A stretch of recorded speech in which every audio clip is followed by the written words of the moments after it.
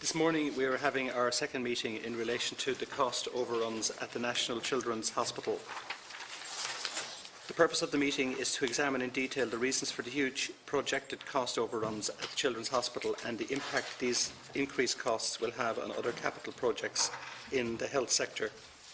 So on behalf of the committee, I would like to welcome Mr. Colm Desmond, Ms. Tracy Conroy, Ms. Aenrid Dunn and Ms. Fionnuala Duffy of the Department of Health, and Mr. Dean Sullivan, Mr. Jim Curran and Mr. John Pollock, representing the HSE. I wish to draw your attention to the fact that by virtue of Section 17(2)(l) of the Defamation Act 2009, witnesses are protected by absolute privilege in respect to their evidence to this committee. However, if you are directed by the committee to cease giving evidence in relation to a particular matter and you continue to do so, you are entitled thereafter only to qualified privilege in respect of your evidence. You are directed that only evidence connected with the subject matter of these proceedings is to be given, and you are asked to respect the parliamentary practice to the effect that, where possible, you should not criticise or make charges against any persons or entity by name or in such a way as to make him or her identifiable. I also wish to advise you that any opening statements you have made to the committee may be published on the committee's website after this meeting. Members are reminded of the long-standing parliamentary practice to the effect that they should not comment on, criticise or make charges against a person outside of the Houses or an official by name or in such a way as to make him or her identifiable. And just before we do start our proceedings, we had also invited the Department of Public Expenditure and Reform to attend this meeting this morning, and the members are quite disappointed that the department has declined the offer, and it is the feeling of the committee that the committee has been treated with disrespect in this regard. The Department of Public Expenditure and Reform felt it was neither necessary or appropriate to attend this meeting or to attend any other sectoral committee meetings. We have only requested the Department of Public Expenditure and Reform to attend the Health Committee on 2 occasions, this being the second. On both occasions, the Department has declined. We believe that DPAR has had to be consulted in relation to the cost overrun provision for the hospital and also the negative knock-on effects that this will have. It has to provide 50 million extra capital funding for 2019, and it has to find 220 million extra capital funding in 2020, 2021 and 2022.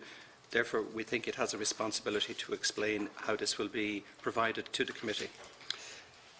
And we also believe that the Department of Public Expenditure and Reform has responsibility in relation to procurement, and procurement is the central issue to the cost overrun.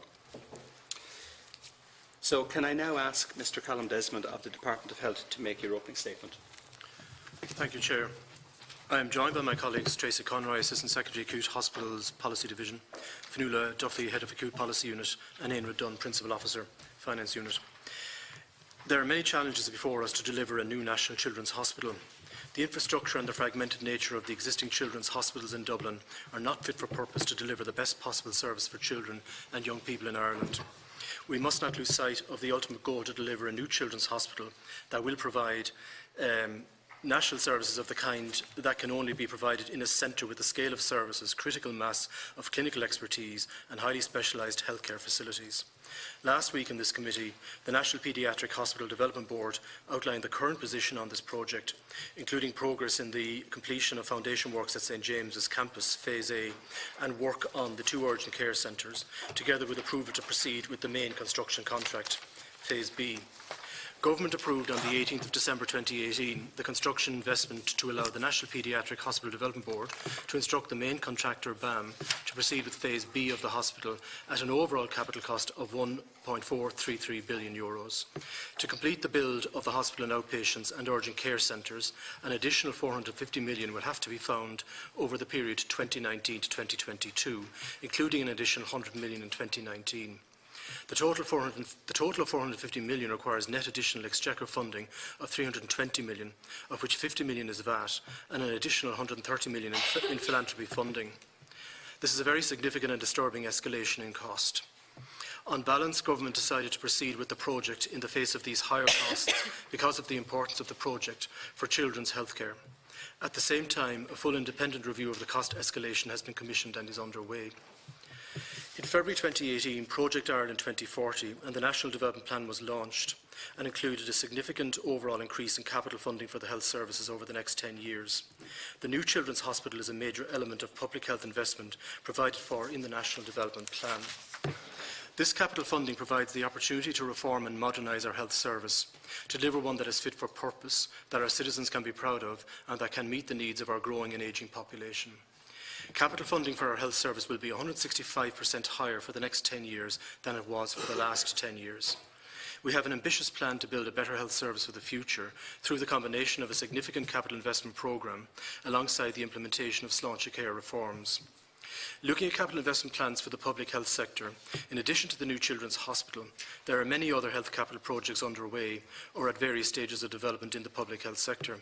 These include the National Programme for Radiation Oncology at Cork, Galway and Dublin, building the new National Forensic Mental Health Service Hospital at Portrane, County Dublin, developing the National Rehabilitation Hospital in Donnelly, and the Primary Care Centre Construction Programme. Additionally, the replacement and refurbishment of community nursing units for older people and long-term residential care units and housing community for people with disabilities, the ongoing need to maintain and update buildings and healthcare equipment and ambulances in response to critical clinical risks.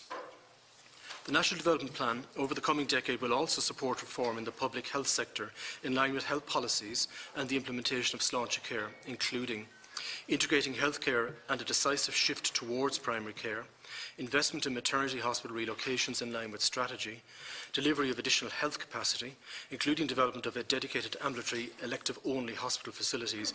These will be provided in response to demographic changes and future demands.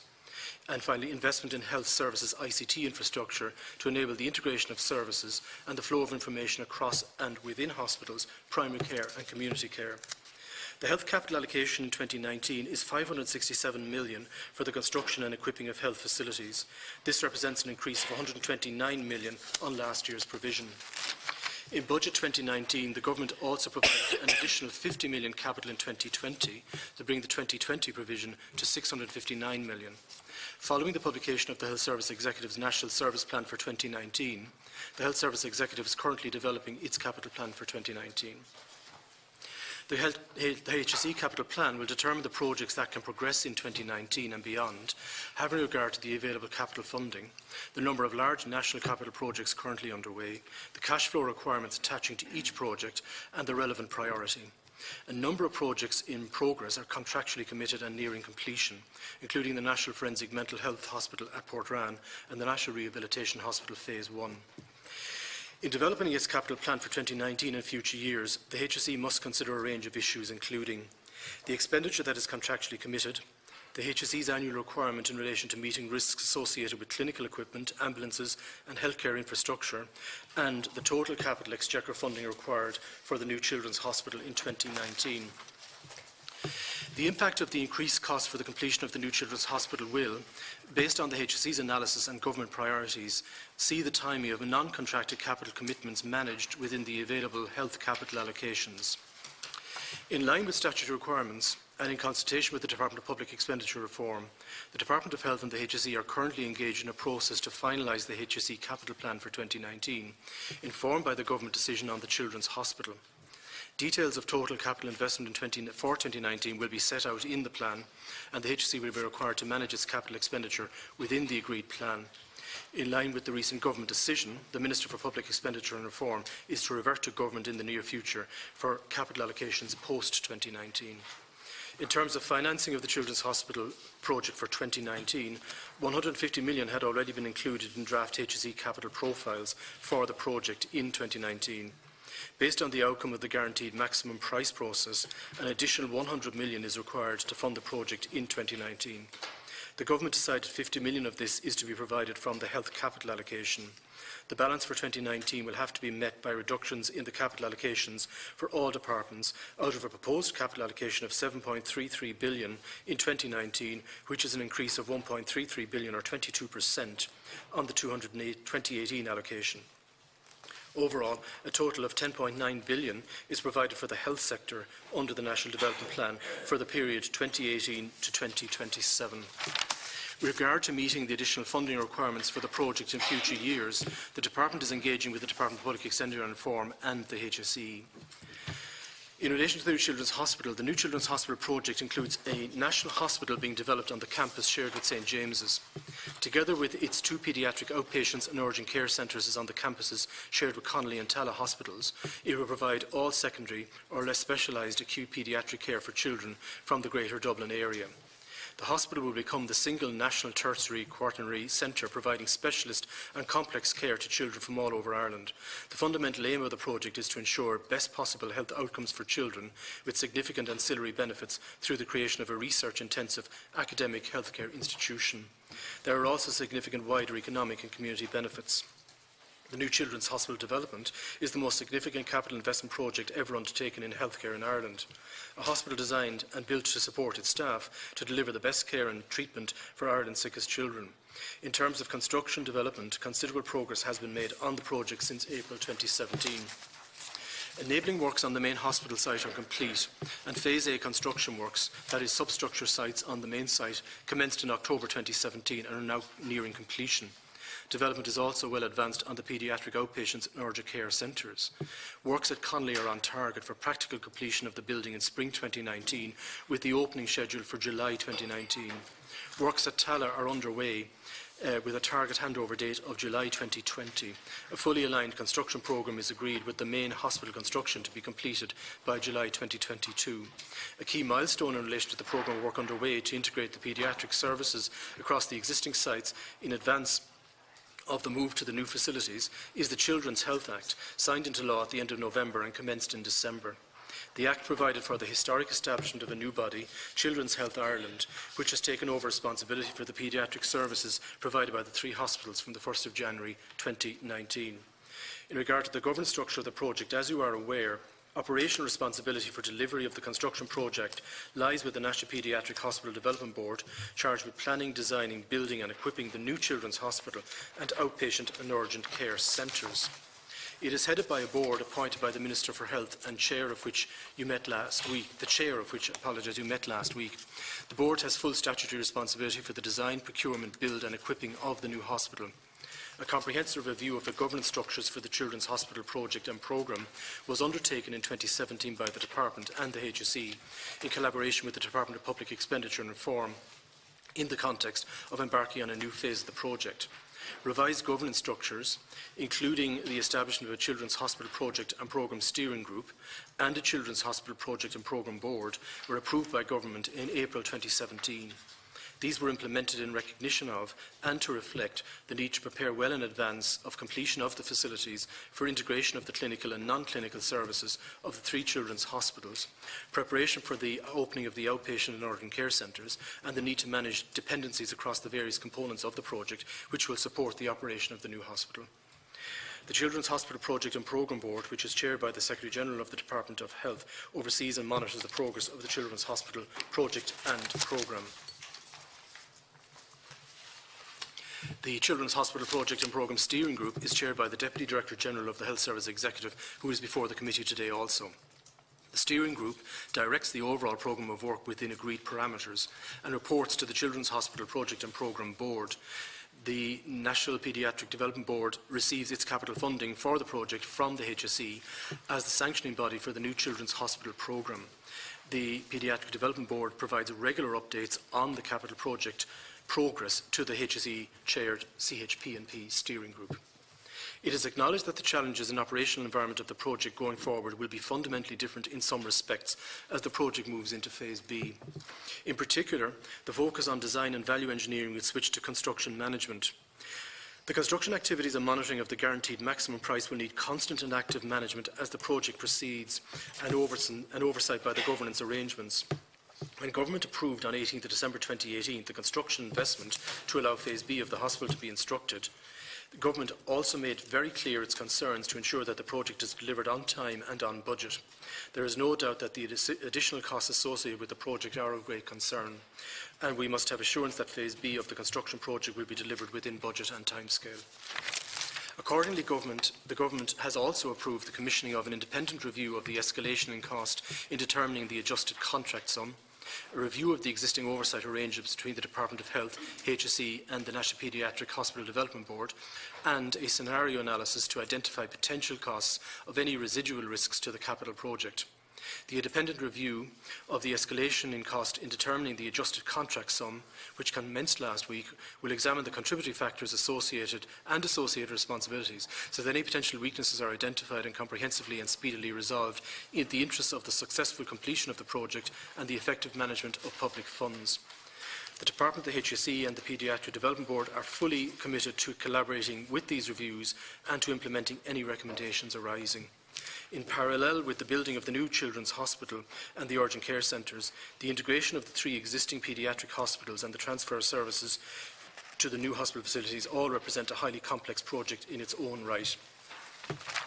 Children's Hospital Ireland is leading this major programme of work of integration and change management to firstly run integrated services on the existing hospital sites and secondly to achieve a successful transition to the new facilities as they open. Thank you, Chair, and my colleagues and I are happy to address any queries you may have. Thank you very much, Mr. Desmond. And now, could I call on Mr. Dean Sullivan of the HSE to make your opening statement? Thank you. Thank you, Chair, and good morning to members of the committee as well. My name is Dean Sullivan. I'm Deputy Director General in charge of strategy and planning within the HSE. Thank you for your invitation to attend this joint committee meeting on health. I welcome the opportunity to be here today to discuss the increased costs for the National Children's Hospital, an issue which is clearly of significant concern. I'm accompanied today by my colleague Mr. Jim Kern, Head of Estates within the HSE, and by Mr. John Pollock, Project Director within the National Paediatric Hospital Development Board. I would like to provide members with an overview of the structures and processes in place and the HSE's role in relation to the Children's Hospital project and programme. The National Paediatric Hospital Development Board was established as an independent board through statutory instrument in 2007. The statutory instrument conferred on the board the functions of planning, designing, building, furnishing and equipping the National Children's Hospital in accordance with a brief approved by the HSE with the prior consent of the Health Minister.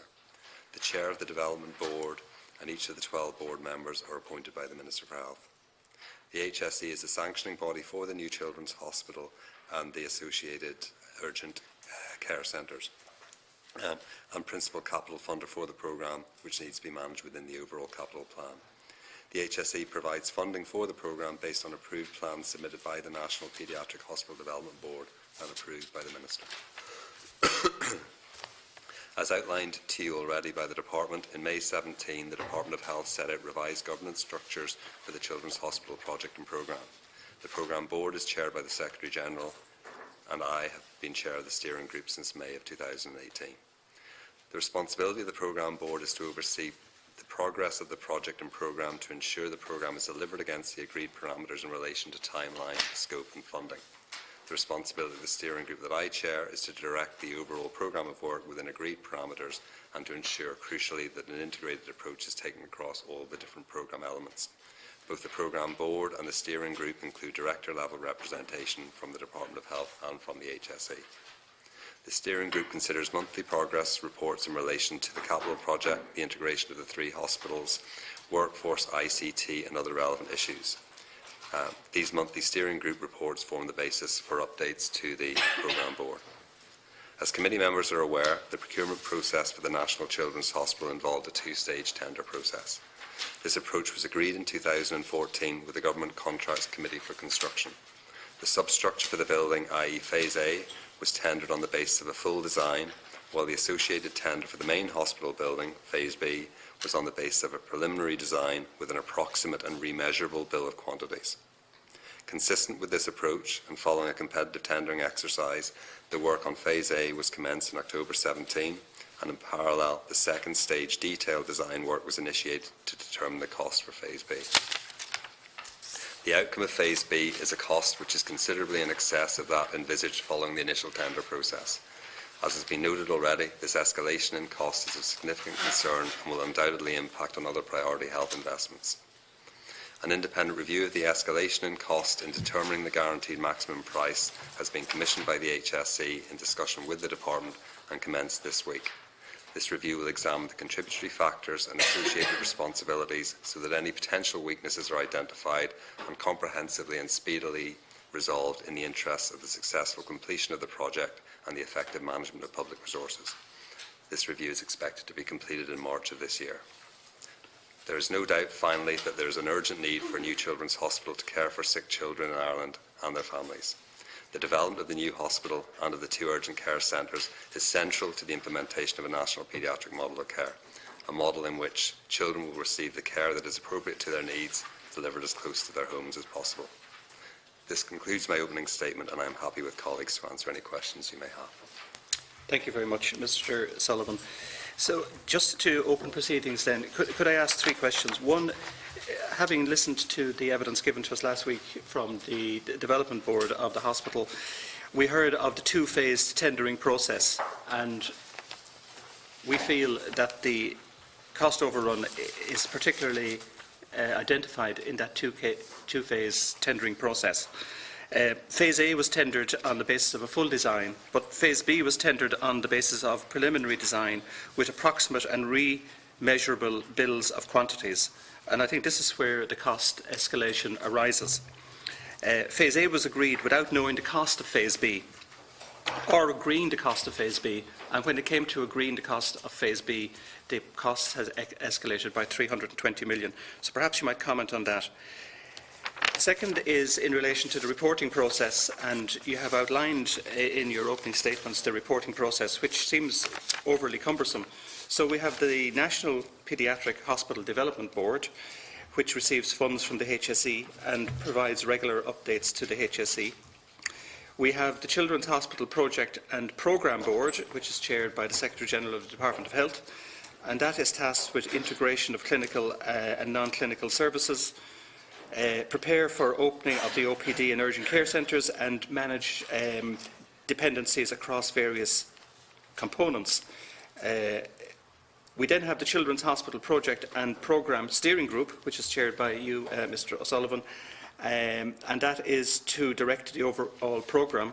And then we have the Children's Hospital Project and Programme, which I think overlooks the whole process. So perhaps you might just go into detail on those reporting processes. And the final question then is in relation to the knock-on effects that this will have on other capital programmes. You've identified that those who have already entered into contractual arrangements will continue, such as the Forensic Hospital and the National Rehabilitation Hospital in Donnelly. But all other projects seem now to be subject to the knock-on effects of the cost of the excessive cost of the hospital. So perhaps you might comment on those 3 items first. Thank you. Chair, could I ask my colleague to commence the response on that, please? Ms. Tracy Conroy. Ms. Conroy.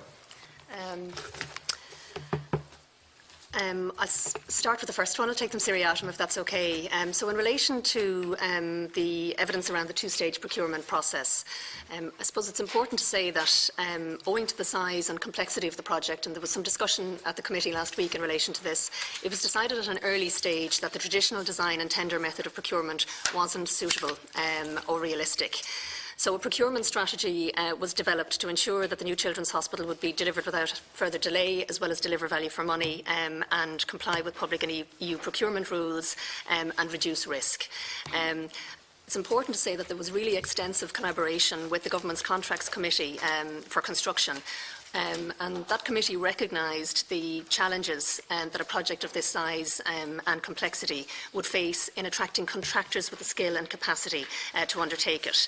And the Government's Contracts Committee then accepted the principles of the procurement strategy in February of 2014, and its procurement subcommittee agreed the detail of the strategy in May of 2015. So we're going quite some way back in time here. So government was advised in April 2017, which was the decision around the investment decision for Phase A.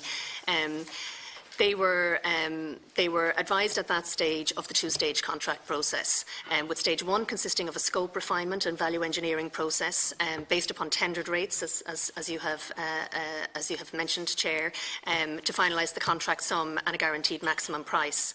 And Government was advised at that time that a risk contingency allocation had been set aside to fund the guaranteed maximum price. I suppose it's important just to talk a little bit about the key components of that 2-stage strategy.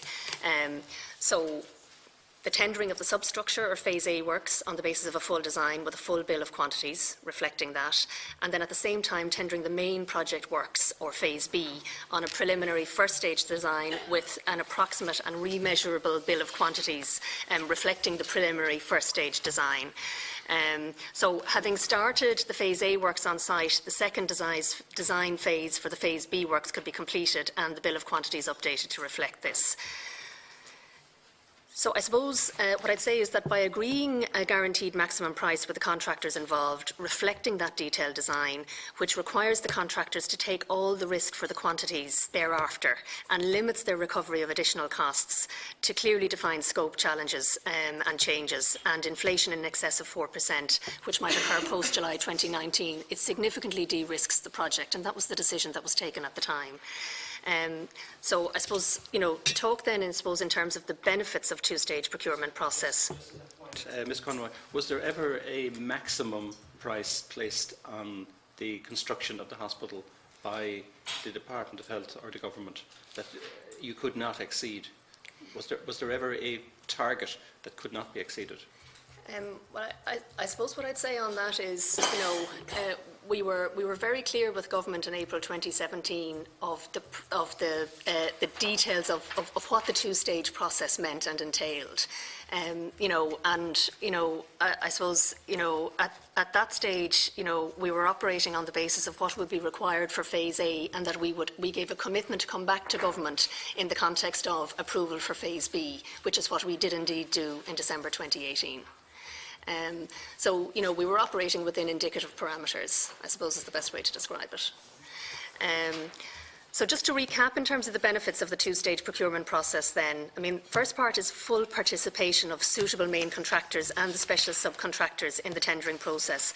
And I think that the billboard was absolutely clear that this was really essential. So that's about the development of a collaborative tendering process. There was some discussion at the committee last week about the availability of contractors, I suppose, and suitability of contractors for a project of this complexity. In this process, it became evident pretty quickly that only 2 Irish main contractors would have anywhere near the kind of capacity to undertake this project, and even then they would have challenges in terms of resourcing and undertaking it. So to achieve competition, it was essential that the contract, that the tendering strategy and the terms and conditions of contract would encourage international contracting interest. So that required the development of bespoke tendering and contract conditions, and that's what was formulated by the Bill Board after lengthy consultation and engagement with the Government's Contracts Committee. Saying, and what you are saying is outlined in your opening statement.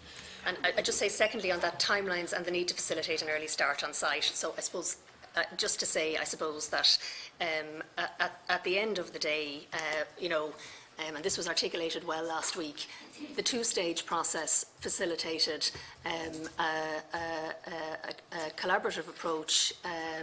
We now have a guaranteed maximum price that the contractor is signed up to, and importantly, it facilitated the start of construction 2 years earlier than would otherwise have been the case. The evidence we heard last week was that the board, having experienced what they have experienced and the cost overrun of 320 million, by going through this two-phase process, feel that they would not change anything in relation to what they had done in the past, that this was the best way to go forward, in spite of the fact that it has led to an overrun of 320 million. Is that still the case, that there would be no change if this was to be repeated? So I'd say from the department's perspective, I think that we're comfortable that the two-stage process was the right process, but obviously, the cost overruns are very significant and very concerning. When government considered this last December, it agreed to proceed with Phase B and to allow the instruction of the contract, given the importance of the project. But that's not to lessen, I suppose, the very serious nature of the overruns here, and that's why government has required the establishment of an independent review of the escalation of costs. and that's necessary. As Mr. Sullivan has outlined, that external review has been commissioned now by the HSE in consultation with the department. It began its work on Monday with a completion date in March. And I suppose the department's and the Minister's view is that it's very important that that review takes place. It's an independent external review. It's been conducted by PricewaterhouseCoopers. It will identify any weakness in the process here between the Bill Board and various parties, the key parties, such that those weaknesses can be first identified and then addressed in the context of the progression of Phase B now of the project. Okay, thank you. And the second question I had, and just briefly, in relation to the reporting procedure, and I've outlined there's 4 different bodies involved in the project. Was that over complex, and did it lead to missing out on the cost overruns and only identifying them late? There's four different bodies. Perhaps you might just comment on the reporting process. Chair, I'll take that as well, yeah, if you don't mind, fine, at least initially. Thank you. Again, owing to the complexity of the programme and project and the number of stakeholders required to make sure that the project is safely delivered, we put new governance oversight arrangements in place, agreed by Government in May 2017. So I suppose, firstly, the National Paediatric Hospital Development Board has statutory responsibility for the delivery of the capital project. It's headed by an experienced board. It's facilitated by a strong executive team and experts, which the committee will have been advised of last week. The National Paediatric Hospital Development Board reports to the HSE and to the departments on its functions through the Children's Hospital Programme and Project Governance structures. And as you've already outlined, Chair, the Children's Hospital Group Board the Children's Hospital Programme and Project Board is chaired by the Secretary-General of the Department as accounting officer, and it has responsibility for overseeing the programme and project in its entirety. The Children's Hospital Programme and Project Steering Group has responsibility for the delivery of the project. It's chaired by the Deputy Director of Strategy, a delegated function from the DG of the HSE, and it has responsibility for ensuring that the project is delivered within its parameters. So I suppose it's important to say that the various roles of the various parties, the Build Board, we call it Build Board for shorthand, the CHP&P Board, CHP&P Steering Group, they all flow from legislation, including the Health Acts, and the respective roles of the Secretary-General of the Department as accounting officer and the DG as accountable officer. I suppose we feel in the department that those governance structures are appropriate. They were put in place to reflect the move in post the government decision on construction of Phase A, the move from the design process into construction on Phase A, construction of Phase A.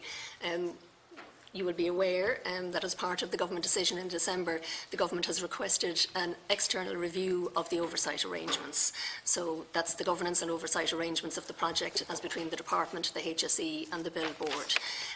And the intention is that the review of cost escalation, which will be completed in March, will inform that review and feed into it. So it will start in March once the first review is completed. So, I mean, again, while we feel that the arrangements are robust, they were agreed and considered in close consultation with the Department of Public Expenditure Reform and approved by Government. There's certainly a need, in light of the cost overruns here, to have a look at those arrangements and see if there are any weaknesses that need to be identified in the context of this move now to Phase B of the project. And the last question then was, Mr. Sullivan said that the cost escalation will undoubtedly impact on other priority health investments. Can you comment on that? Maybe, Chair, if I could just do a broad position first from the department's perspective, and Mr. Sullivan. It's quite clear that while we have some significant projects underway, which I outlined in my statement, the radiation oncology project, the forensic mental hospital and the rehabilitation hospital, and a range of other areas, that absolutely the development plan will now need to be reconfigured to take account of the government decision in December to accommodate the increased costs for the Children's Hospital. And at this point in time, we had already commenced the process late last year of engagement with the HSE on the 2019 capital plan, and that process is now intensively underway again, because we now have a decision. We now know what we have in terms of commitments arising from the December decision on the Children's Hospital. So that will have to take account at this point in developing the 2019 capital plan of what is contractually committed by the HSE's own annual requirement in meeting the risk associated, and I mentioned this in my statement, and the exchequer funds required for the Children's Hospital. And that process inevitably will require prioritisation, which the HSE has been requested to do, and that is underway at the present time. Just to mention that that is the process that the Department is engaged in. So effectively, the capital programme the Department of Health has to provide 50 million this year, and then look for 220 million through 2020, 2021 and 2022 from the existing capital programme. Well, the position for 2019 is, as I say, we have to provide 50 million with a contribution very helpfully from other departments to make up the additional cost arising from the December decision on the Children's Hospital. The 2020 position onwards will be subject to a memorandum of government which the Minister for Public Expenditure Reform will bring forward by the end of this month, which will inform our envelopes for 2020 onwards and other government departments as well. Now, obviously, we will be working in parallel with that in determining what our commitments will be for contractual projects that are ongoing that I mentioned in my statement, but that process will await that particular government decision, and we will then have the parameters within which we can frame the additional costs arising for the hospital and all other capital costs from 2020 onwards. But any programme that has not entered into a contractual arrangement at the moment would be subject to change or deferment. For instance, the building of elective-only hospitals, the 96-bed unit in Limerick, the hospitals in Cork, slaughter care implementation, the replacement of equipment in hospitals, which is an urgent matter, developing the ambulance service. All these issues could be set back a number of years. A number of those areas you've mentioned have different stages of development. The replacement of equipment in hospitals is part of the general, what's actually called infrastructure, but is really equipment and upgrading, which HSE College could speak to, is an ongoing annual programme, which is necessary, as you say, for keeping the health estate going, both in terms of its estate and its equipment. Areas such as particular areas, Limerick and Cork, you mentioned, yes, we will certainly have to carefully examine what we can now manage going forward, and that is a process that we are underway at the moment. Just to point out that the elective hospital piece in the National Development Plan is tied in with sláinte care and the development of additional capacity, and that is a process that does require a fairly comprehensive and detailed examination from a policy perspective as to what is the appropriate location in each of the urban centres mentioned, what is the existing service delivery in those areas which needs to be complemented or in any way enhanced, and therefore that is slightly down the road in terms of development. The priority will be to manage the contracted projects and to accommodate as much of the ongoing infrastructure and other equipment that you mentioned there. Thank you very much, Mr. Desmond. Now, thank you for your patience, Deputy Donnelly. Please make your comments. Thank you. Thank you, Chair, and thank you all for your time today. The second most expensive hospital that's ever been built in the world is the Royal Adelaide in Australia, and it cost €1.4 billion, so less than the Children's Hospital. But for that, they're getting nearly twice as many beds. The most expensive hospital ever built anywhere in the world is the Karolinska University Hospital. Now, at the current rate, that'll cost a bit more than the National Children's Hospital, but they're getting 3 times more beds. So, per bed, the Irish people are going to pay over twice as much as the 2 most expensive hospitals anyone has ever built anywhere in the world. Mr. Desmond and Mr. Sullivan, on behalf of the Department and the HSE, do you accept that that represents a catastrophic failure of management? Sure, if I may ask my colleague, Ms. Conroy, to deal with the issue in relation to comparisons, please. Sure. I know there was some discussion at the committee on this last week, and I might bring John Pollock into this as well. I suppose I would say that as part of its examination here, the Bill Board commissioned ACOM to look at an international cost benchmarking exercise to identify construction costs for similar large-scale international hospital projects.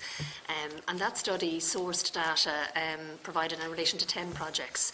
Sorry, Ms Conroy, this sounds like it's going to take some time. We've been over all of these figures. The figures you're about to quote are euro per square metre. I'm not asking you about that. Yeah. I'm asking you if you believe that the Irish people paying more than twice as much per bed as the two most expensive hospitals ever built represents a catastrophic failure of management. So I think it's very hard to make comparisons here in relation to hospitals because obviously there are, different parameters that exist in different countries and at different times.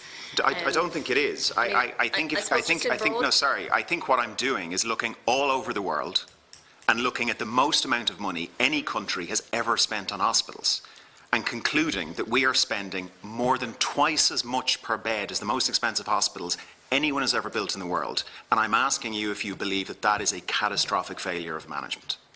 So I suppose I'm going to go back to ACOM and say that the report concluded that in terms of cost per square metre, the new hospital was at the higher end, but aligned with similar projects. The cost of 6,500 per square metre matches international norms. There was a subsequent benchmarking exercise that was commissioned by the HSE with specialist external input, and it found that Dublin ranks second worldwide with regards to tender cost inflation. You may be leading up to an answer. Can I ask for the answer first? Is the answer yes or no? Do you believe it represents a catastrophic failure of management or not? I don't. You don't. Mr Sullivan, do you believe that paying more than twice as much per bed as the most expensive hospitals anyone has ever built in the world represents a catastrophic failure of management? I don't either. You don't? Okay, thank you. Can I ask, you've gone over... If I'm allowed... Perhaps I just come in from a service point of view. I think we can look at square metres and we can look at beds. I actually think what's really important is what activity and service we get for children through the capacity. And as Eilish Hartman, as CEO, outlined last week, while there may not be a significant difference in the number of beds from the bed stock in the current hospitals, what's really significant is the volume of activity for children that we can get through this new hospital. And there's over 16% increase on inpatient activity will be possible with broadly the same number of beds. How many, based on the current number of beds we have, the new Children's Hospital is going to have 473 beds. How many beds do we have at present? How many are being replaced? They're broadly similar. I think Eilish was going to provide the committee with the level of detail specifically on the beds. Broadly, how many extra beds similar we get? Beds. So just to be clear now, based on the current number of beds we have, you're saying the new Children's Hospital will have about the same number of beds? Very different before you capacity. say however, is that correct? Broadly similar, about the same number of beds. Broadly similar in simplistic bed numbers. However, if I take one example, will be if I just bigger. stick to the beds for the moment, at the moment we have about 22 intensive care beds across the hospitals. We will have 60 intensive care beds in the new hospital. That's a huge difference in the makeup of the beds. We will also have single rooms, so as lined briefly last week, you can get a lot more patients through a hospital that has single rooms because you're not waiting for isolation facilities. From tots to teens, you can use every room. You're not trying to cohort similar patients in wards. So same number of beds, but a better more mix. efficient use of beds. Okay, thank so you can get far more capacity. Can I ask? There was a response given to the chair on the governance of this that I have to say would be worthy of Kafka's The Castle. We have the Children's Hospital Project and Programme Steering Group. We have the Children's Hospital Project and Programme Board. We have the National Paediatric Hospital Development Board. We have the Children's Hospital Group. We have the HSE, we have the Department, and we have Cabinet.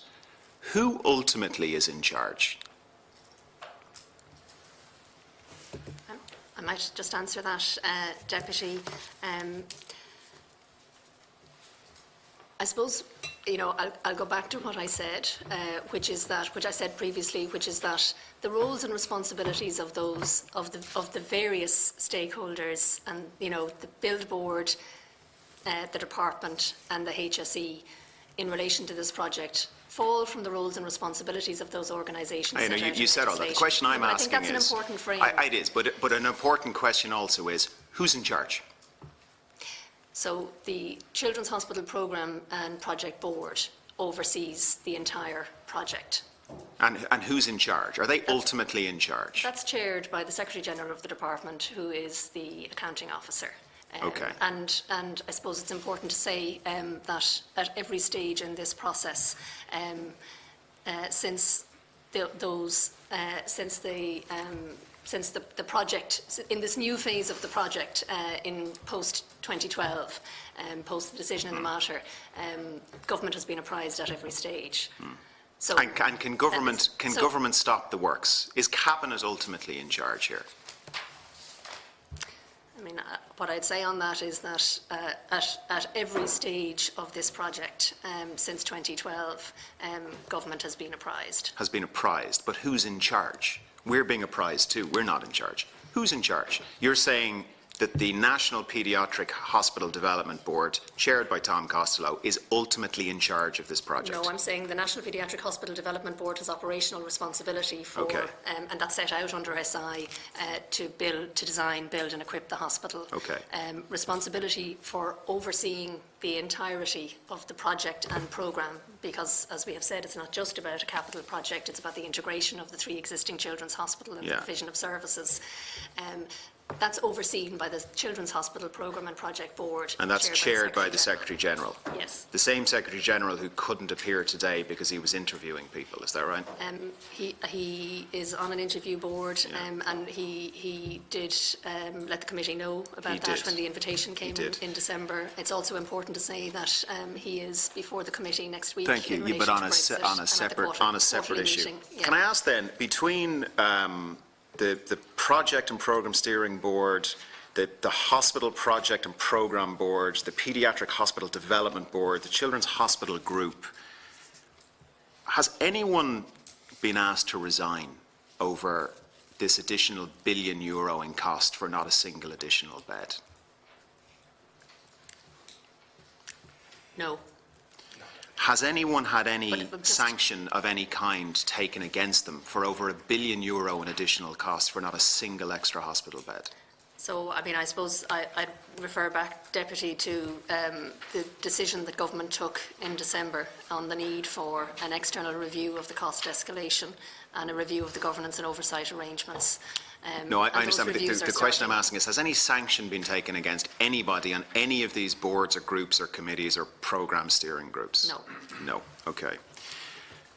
In April 2016, then Minister Varadkar stated on the 6-1 News that the total cost of this project would be €650 million. He stated that that included the satellites, it included VAT, it included a contingency for inflation, it included a general contingency for unforeseen events. So in 2 years, the cost went from €650 million to more than €1.7 billion. That's over €1 billion in additional funding, and the Taoiseach in the Chamber yesterday confirmed that the €1.7 billion could indeed increase even further. Now, if anyone in Ireland contracted a builder to build them a house, and it was going to be a very nice house, and the agreed price, including contingencies and inflation and everything else, was €400,000. And then they started work on the foundations. And that builder came back to them 2 years later and said, look, we've now done the detailed design and inflation was higher than we thought it was. So you're not getting anything extra. You're getting the same house. You're not getting any extra bedrooms. We're not making it any bigger. But instead of paying €400,000, you're now going to pay €1 million. Now, when you pay the €1 million, you will be paying twice as much for bedroom as the most expensive house of this kind that anyone has ever built anywhere in the world. There's a guy in Sweden who built a house like this, and his house is the most expensive one of its kind ever built. Per bedroom, you're going to pay twice as much as him. There isn't a man or woman in Ireland who wouldn't say, stop. What is going on here? Stop your work. Take your people off the site, lock the gates. We need to do a full review of what has happened. When was the Minister and when was the Department informed that the total cost had now gone to €1.7 billion? And when it was discovered that this had happened, which is the equivalent of someone agreeing a price of 400,000 for a house and being told, actually, it's now $1 million, did anyone suggest that things were stopped while a review was done to figure out what on earth was going on? Deputy, I'll take that question, if that's okay. Post the government decision in 2017 to proceed with Phase A, as we said, we put the new governance and management arrangements in place. So just to take sequentially then the escalation in costs that occurred post then, there was an issue of potential additional costs of 61 million, which was discussed at the first board governance meeting in September of 2017, and that was the subject of detailed discussion and monitoring from then until about August of last year. You know, the factors behind the 61 million increase were discussed in detail at the committee meeting last week, so, you know, unless you want me to, I won't go there. No, it's really the... So then it's coming to the later. Yeah, so the question, specifically, Ms Conroy, around the 1.73 billion. Yeah. When did that figure emerge? So the department was advised on the 24th of August of last year of developments in relation to ongoing negotiations between the National Paediatric Hospital Development Board and the main contractor regarding the guaranteed maximum price. And it's important to understand that at that stage, the National Paediatric Hospital Development Board was still in process in terms of negotiating the guaranteed maximum price with the main contractor.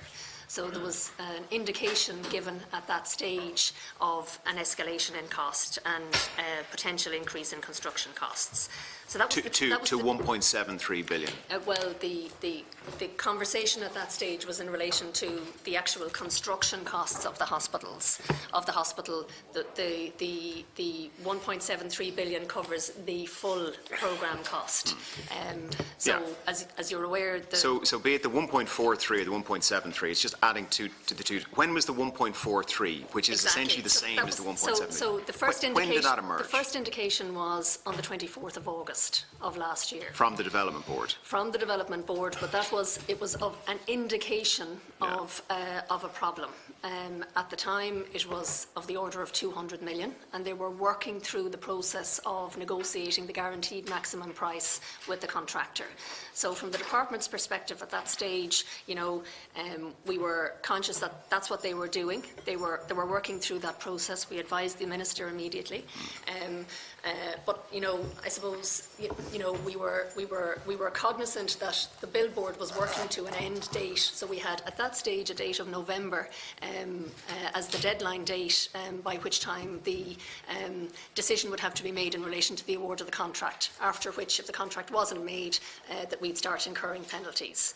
And we knew that we needed to go to government in advance of that decision. So we were working to that date. So the billboard was instructed to finalise the guaranteed maximum price and to come back with a recommendation to the department around next options. Thank you. And when was a review commenced? Because clearly something had gone. I know you don't accept that this is a catastrophic failure of management. I believe this is the definition of a catastrophic failure of management. An additional €1 billion for nothing appears to be what we're spending and what we're getting. Now, if it was anyone's house in Ireland and the builder came in and said, look, it's not 400,000 anymore, it's $1 million for the same house, people would say stop, and they'd start looking.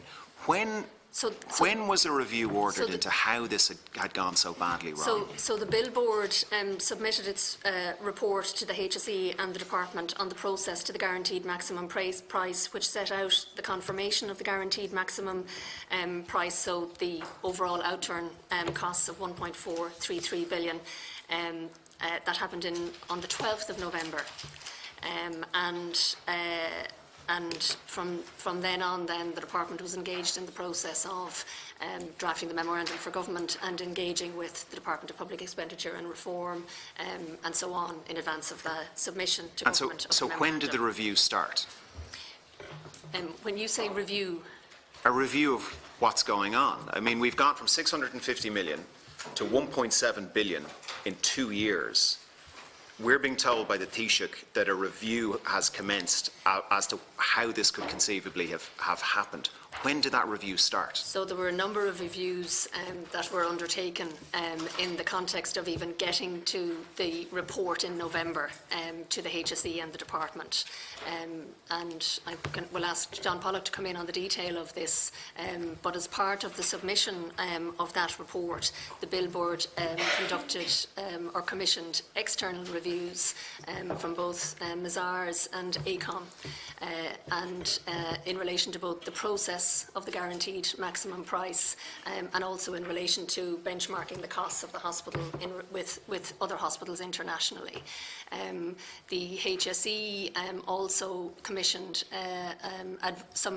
some external advice to feed into their examination of the options presented by the National Paediatric Hospital Development Board to the HSE and the department. So, you know, because of the two-stage nature of the tendering process, the Development Board had a number of options that they considered.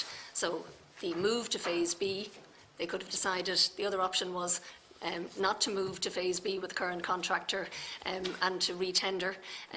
And the third option was to do an overall, a different means of contracting the project. Did nobody look... Thank you for that. So they were reviewed in detail by the Bill Board in the first instance, and the recommendation was what was submitted to government, and then the HSE's external advice confirmed that that was the best option.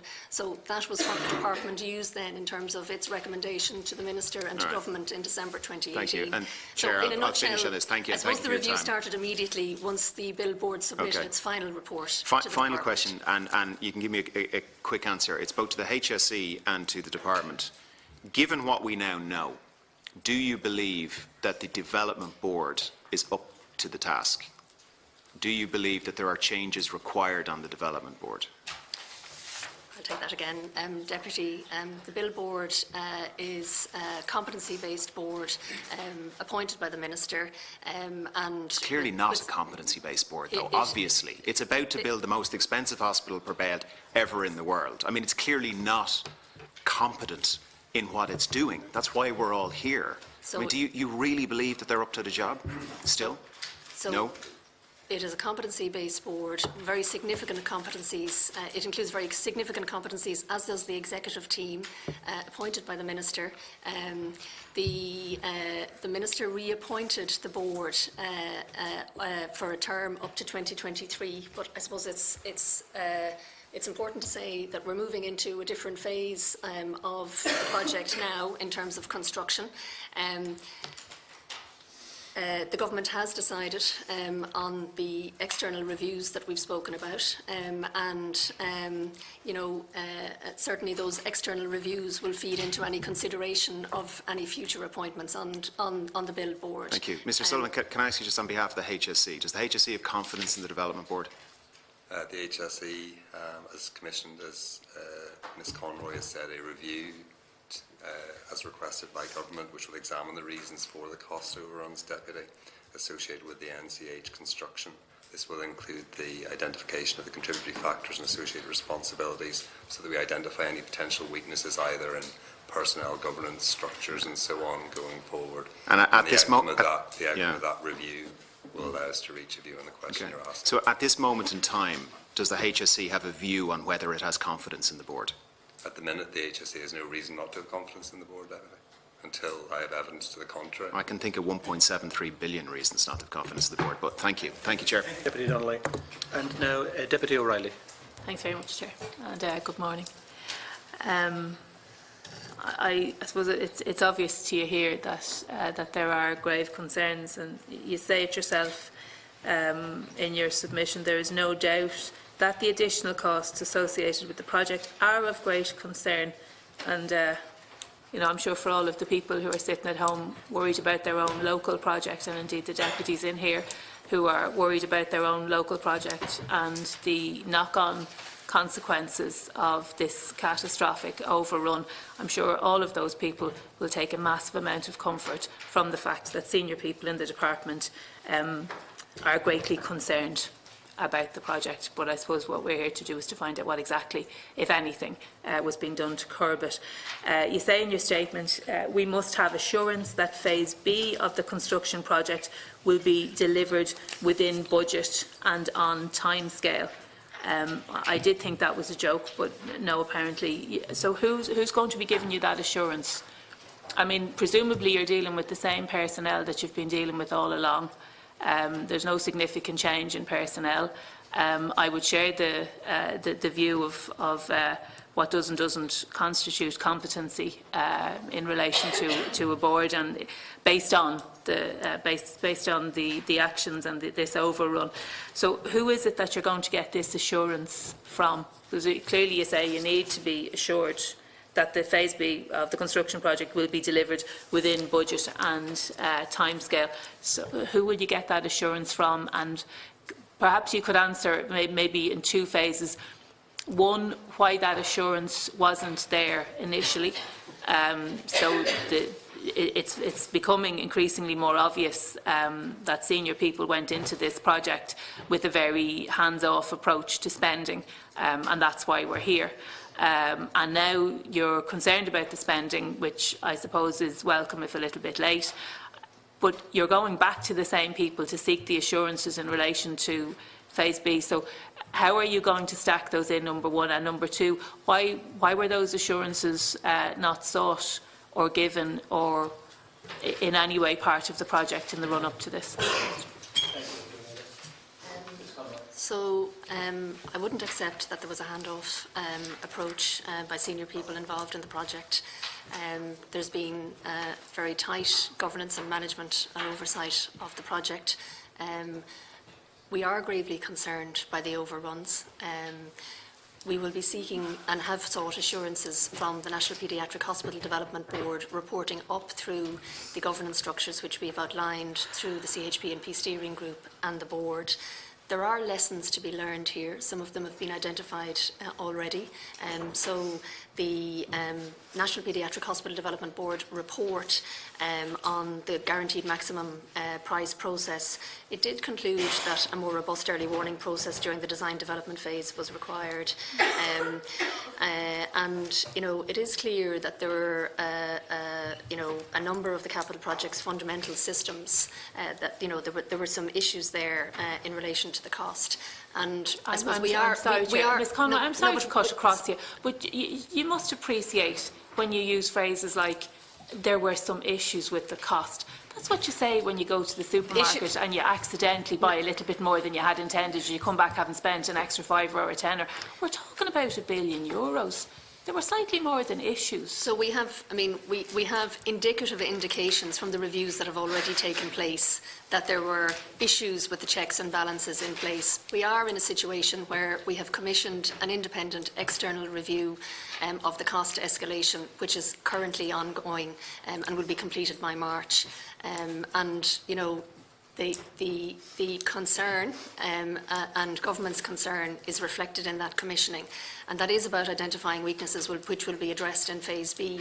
In the interim, the Bill Board itself have identified actions that it is taking in terms of ensuring that it will protect the guaranteed maximum price. And I might just ask John Pollock to outline some of those briefly, if you don't mind.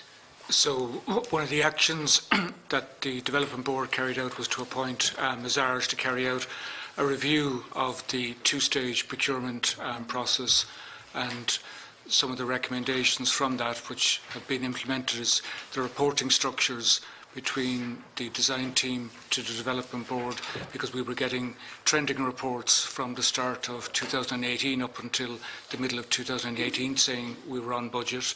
That wasn't correct. So those reporting structures. Say that to me again. The board were reporting to the HSE up until 2019. No, our design team. Our design team. So the HSE's design team or the hospital's design team? It's the Development Board's design team. So the Development Board's design team up until very recently, last number of days, were reporting that this project was going to be on budget. Is that on? No, they're just sorry now, because there was several budgets mentioned. So is that the Taoiseach's budget when he was Minister for Health of 650 million, or is that some other budget? Because clearly, I mean, you weren't adhering to any budget, let's be honest. But what budget is it that you were told that you were going to be on budget for? Well, when we got approval to our business case in May 2017, that was the 983 approved business case, and that was approved by government. In late 2017, the issue of the sprinklers and the statutory issues with Grenfell and two of our contractors getting into financial difficulties on the urgent care centres at Donnelly and at Tala were identified. So we appraised the HSE and the department, as Ms Conroy said, in late 2017 of the 60 million increase in costs at that stage. Through 2018, as our design team are concluding the second stage Phase B procurement process, our design team report to us on a monthly basis, and up until the middle of 2018, with the exception of the 60 million in late 2017 in relation to the sprinklers and Grenfell and the two contractor financial issues, they were reporting that we were on budget. And then it was in August that our design team appraised us of the €200 million issue, which we appraised the HSE and the department of. And at that stage we said we need to conclude the process, because there's a process that needs to be concluded before we can make any recommendation as regards what the final price is. And in parallel with that, we undertook to look at alternative options, because we didn't have to appoint the contractors, we had the option of not appointing them. So we looked at alternative options of procurement. Now that the design was fully completed, we could go back out to the market and retender it. We looked at that option, and that would add an additional 300 million to the costs that are now being reported and delay the project by up to 2 years. So our board made the recommendation to government that the current procurement strategy remains the right option, and that the current contractor should be appointed for Phase B.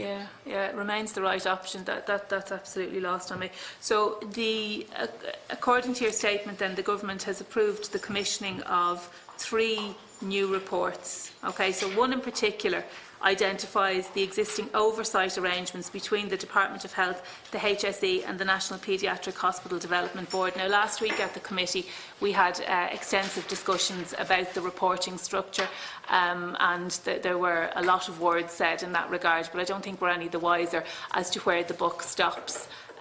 Because what we got was a series of organisational charts presented to us as a sort of a structure, and there's this structure in this committee and that committee. But I mean, one of the committees was reporting that they were going to be on budget, the design committee. But then, as Mr Pollock has outlined, they were sort of revising the budget as they were going along. So it's very easy to always be on budget if you're constantly in a situation where you're revising that budget. But nobody set a spending limit on it.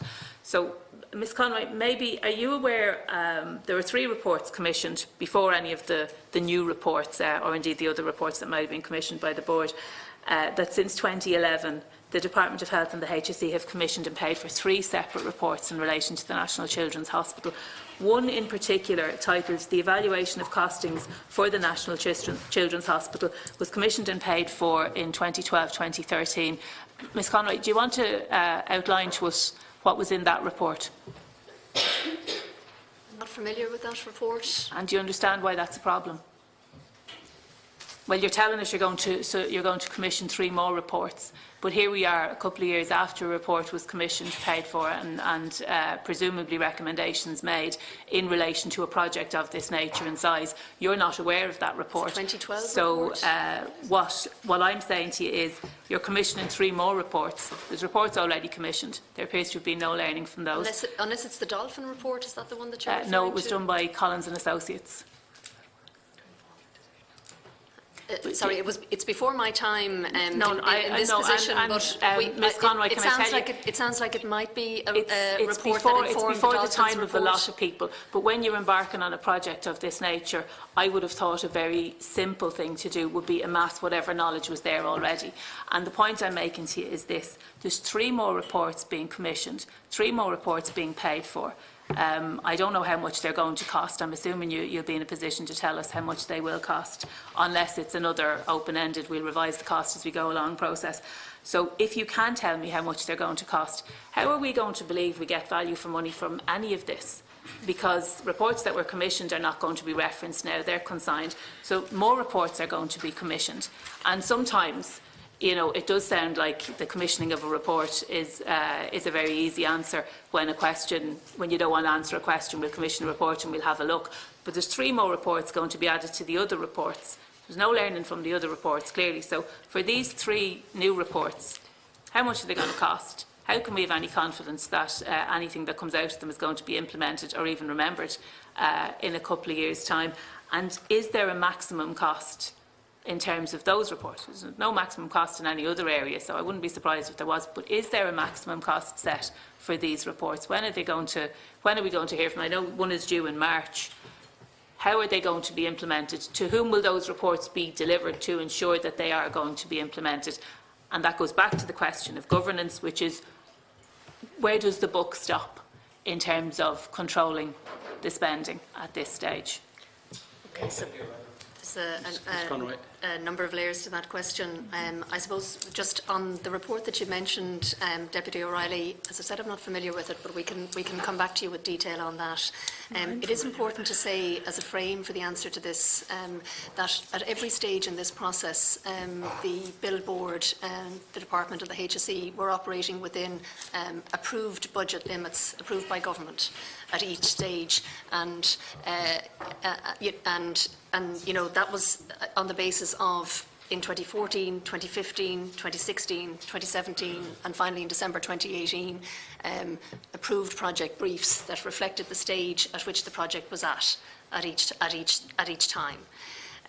In relation to the external reviews which government has requested in the context of the approval to move to phase B, just one of them has started. That's the external review of the escalation of costs that's been commissioned by the HSE,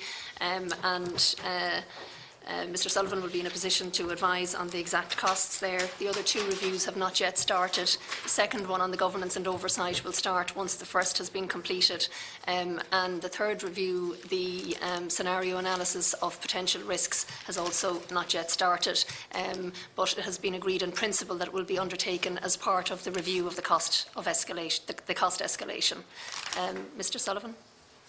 The PwC review, as Ms Conroy mentions, began this week, due to be concluded by the middle of March. The overall cost envelope for that is in the order of €450,000 and up to 250 days. But that will obviously depend on actually the way the review pans out, but that would be a maximum for that piece of work. Wow. That is in the context of, obviously, the scale of what we're talking about today. Oh no, that Mr Sullivan, be aware, we are all aware of the scale of what we're talking about today. They need also, Deputy, to understand whether there are lessons. When I was asked before by Mr Donnelly around my view of the Development Board, we need to be assured, everyone in this room needs to be assured, that actually the Development Board is able effectively to oversee the new phase of this process. So as we sit here today, there are questions in your mind about the ability of the Board to oversee that you require assurance on, that you're hoping PwC will give you for 450,000 quid? As it sits here today, the Development Board itself has flagged up issues in terms of oversight of costs or projected costs during the last year.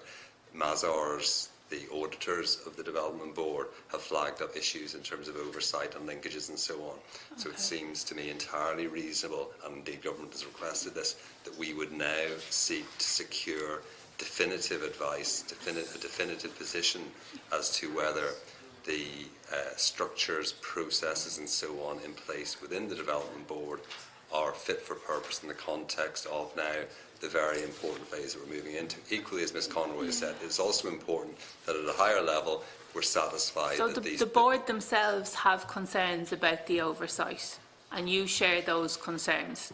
Well, there's lots of boards here, Deputy, and I think that I know the terminology is quite clunky around. Well, I'm all talking of about this. the National Paediatric Hospital Development Board. So we start Yes, with they that have board. identified themselves in Okay. their own report. So they have an issue with their own capacity to exercise oversight. No, they have identified learnings from the last year or so that they have now taken steps to address. Okay.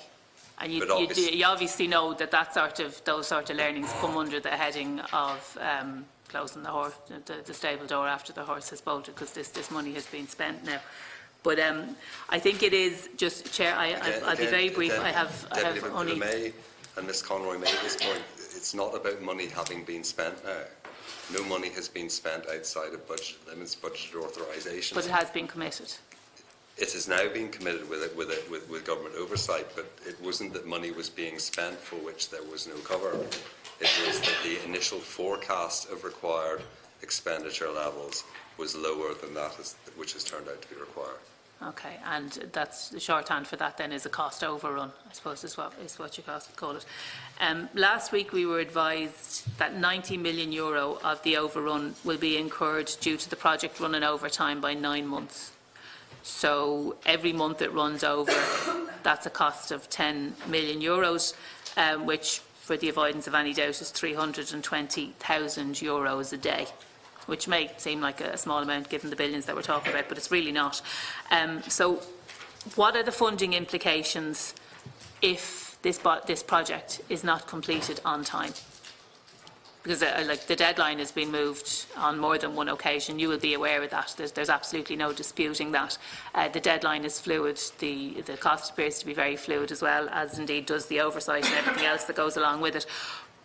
What are the funding implications? Maybe Deputy O'Reilly. What are the funding implications if this project runs over? I'll ask Mr Pollock to come in to supplement this response. The first thing I would say is I have no expectation, and I know government has no expectation, that there is any overrun in terms of the delivery date for this project, or indeed any overrun in terms of costs not being within the budget now set, other than insofar as that is allowed for within the contracts between the development board and the contractors in terms of things like hyperinflation and so on. But there is no expectation of overruns on either of those other than that. But Mr Pollock may wish to comment. Yeah, this again goes back to two-stage procurement, that one of the things we wanted certainty is prior to the instruction for the Phase B works was certainty on the cost of those works. Versus traditional procurement, the model is you've got 4 years of adversarial and the costs creep. So we've now got a fully designed and detailed spec'd building. The price has been determined from that, and we've cost certainty prior to the instruction to award those Phase B works. And the project now gets completed 2 years earlier than it would have been if we'd gone a different procurement route. Well, you'll appreciate that that's not much comfort really in the context of a massive catastrophic overrun on spending, which we know will have implications for other projects at a time when capacity within our health service is critically low. You will be aware of that, and the knock-on consequences of this overrun will be paid for by other local projects. And I think we'll have an opportunity, Chair, to get back in again and drill into that. Thank you. Thank you. Now I'm going to call on Senator Cullenberg. Thank you, Senator. Thank you all for coming in here today and for giving us your presentations. Could I just ask Mr Sullivan, we're talking about time delay. Is there a penalty on the contractors now if there's going to be a time delay? If at some stage in the future there is a time delay by them in delivering the final project? Ask Mr Pollock if I may send him to respond. Yes, under the contract there are liquidated damages within the contract. So that and there's a set date that the project must be completed by, so there is a penalty if that date is not met? There are a number of dates set in the contract with liquidated damages attached to it, and that's all as originally tendered back in 2016. Okay. Can I go back to the initial start in relation to this project, which the statutory instrument setting up the original board was 2007. We're now looking like that it will be 2022 when it will be finished, so we're talking about a 15-year timescale. And I'm just wondering if the HSE and the department have learned anything from this whole process. For instance, we wasted 5 years initially between 2007 and 2012, where a site was picked and they ended up where on Bord Pleanála turned down the final planning commission there, so we had to start from scratch again in 2011, 2012, 2013. And I'm just wondering, have we learned anything from that as regards forward planning? Because every every hospital that we build in this country seems to take an enormous amount of time as regards getting from the initial discussion to turning the key and opening the door. And I'm just wondering, can we now set in place a process for dealing with these projects? Because we don't seem to have a structured process in place for dealing with this. And I'm just wondering, is this being examined by both the department and the HSE as regards forward planning for new projects? The second issue I just want to touch on is the issue about there are 6,150 rooms, and I know my colleague Deputy Donnelly seems to have focused on the number of beds rather than the overall project itself. There's 6,150 rooms in this, and what brought back to me is the fact that in Cork, for instance, we opened a brand new maternity facility over 13 years ago. We have, for instance, a theatre there for gynae services that has still not been opened. So my question on this about the 6,150 rooms, obviously there were 3 hospitals feeding into the design on this, and they were looking for all of their requirements.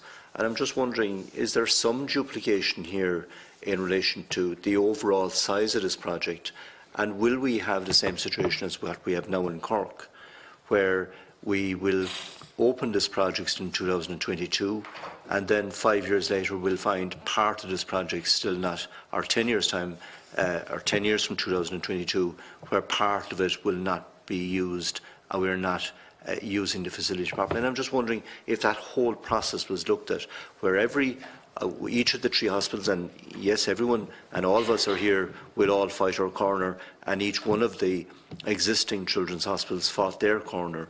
And I'm just wondering, was that really analysed? Because we're now talking about a huge project of 6,150 rooms, and I know other people will just focus on the number of beds, but it's more than beds, it's about rooms. It's about, my understanding from last week, there's something like 141 outpatient departments will be running at any one time. So I'm just wondering, will there be duplication, and will we end up with facilities lying idle, but we're building them at this stage? So I'm just wondering the whole process on that, and are we satisfied that every part of this building will be fully operational from the day it opens? Obviously it will be a phased opening and won't be all in on the one day, it will be over a period of time, but say 2 years from the time of opening, that every aspect of this hospital will be fully operational, and that we won't have the scenario that we have in Cork, where we have theatres lying idle. And this is not just in Cork, this is in other hospitals around the country where facilities are lying idle because there isn't funding there for staffing or to set them up. So I'm just wondering if that issue could be dealt with. Thank you, Senator. Mr. Desmond, thank you. And colleagues may join in. In general terms, I agree we have an obligation to plan for all stages of project implementation to ensure that we do coordinate the construction as well as the necessary staffing and facilities. And that is a significant challenge with such a quantity of the health infrastructure and estate that needs to be upgraded from an historically, perhaps very varied base, albeit some very big successes in certain areas in recent years. This is the first major significant hospital facility bringing together 3 hospitals, so it is of its nature a very, very significant project anyway, and it brought challenges with it. And my colleagues can deal with the historic issues you raised regarding the earlier phases of this. We deal very closely with our colleagues in HSE Estates in relation to what we can negotiate with the Department of Public Expenditure and Reform each year in relation to the capital envelope, and we have to operate within that each year, and within that we then consider what is actually required from a contractual point of view and what is needed from the point of view of policy development, so that we can meet those requirements within the funding available to us. It is important in that context that we take a longer-term view, and the National Development Plan is providing us with that context. So you mentioned, for instance, the hospital in Cork. I presume you're referring to the elective proposal.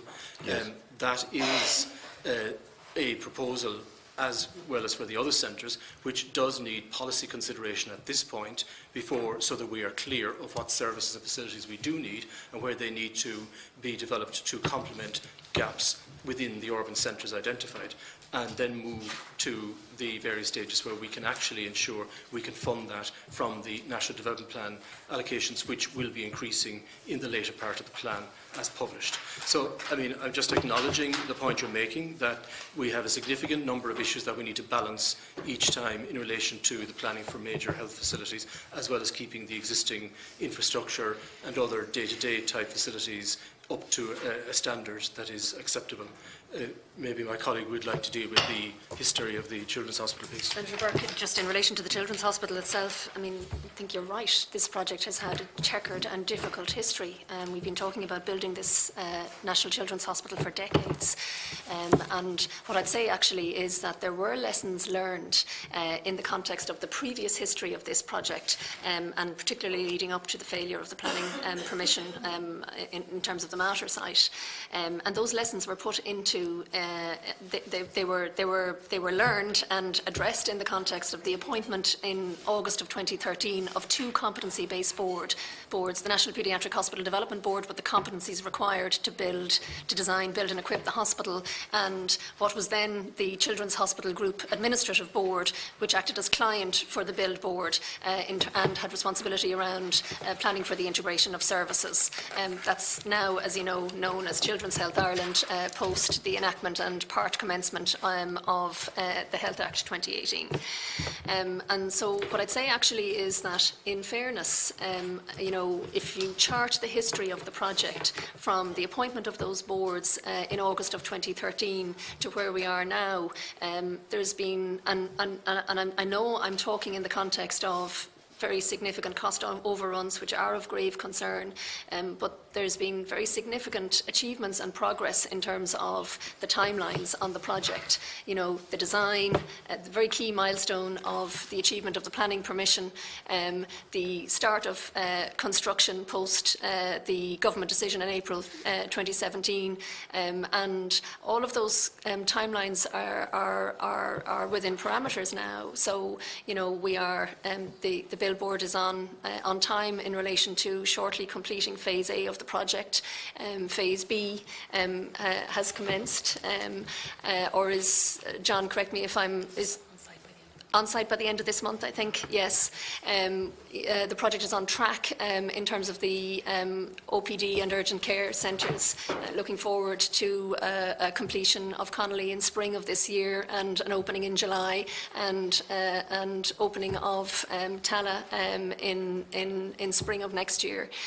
So they're very significant milestones, and you know, the enactment of the Children's Health Act and the establishment of Children's Health Ireland is a very significant achievement, you know, where we went from a position where we have 3 children's voluntary hospitals who came together and worked in a very collaborative fashion with the department. They practically wrote that legislation with us. It's a really elegant piece of legislation that achieves a good balance between accountability and authority, and is really going to oversee a radical transformation of children's health services in this country.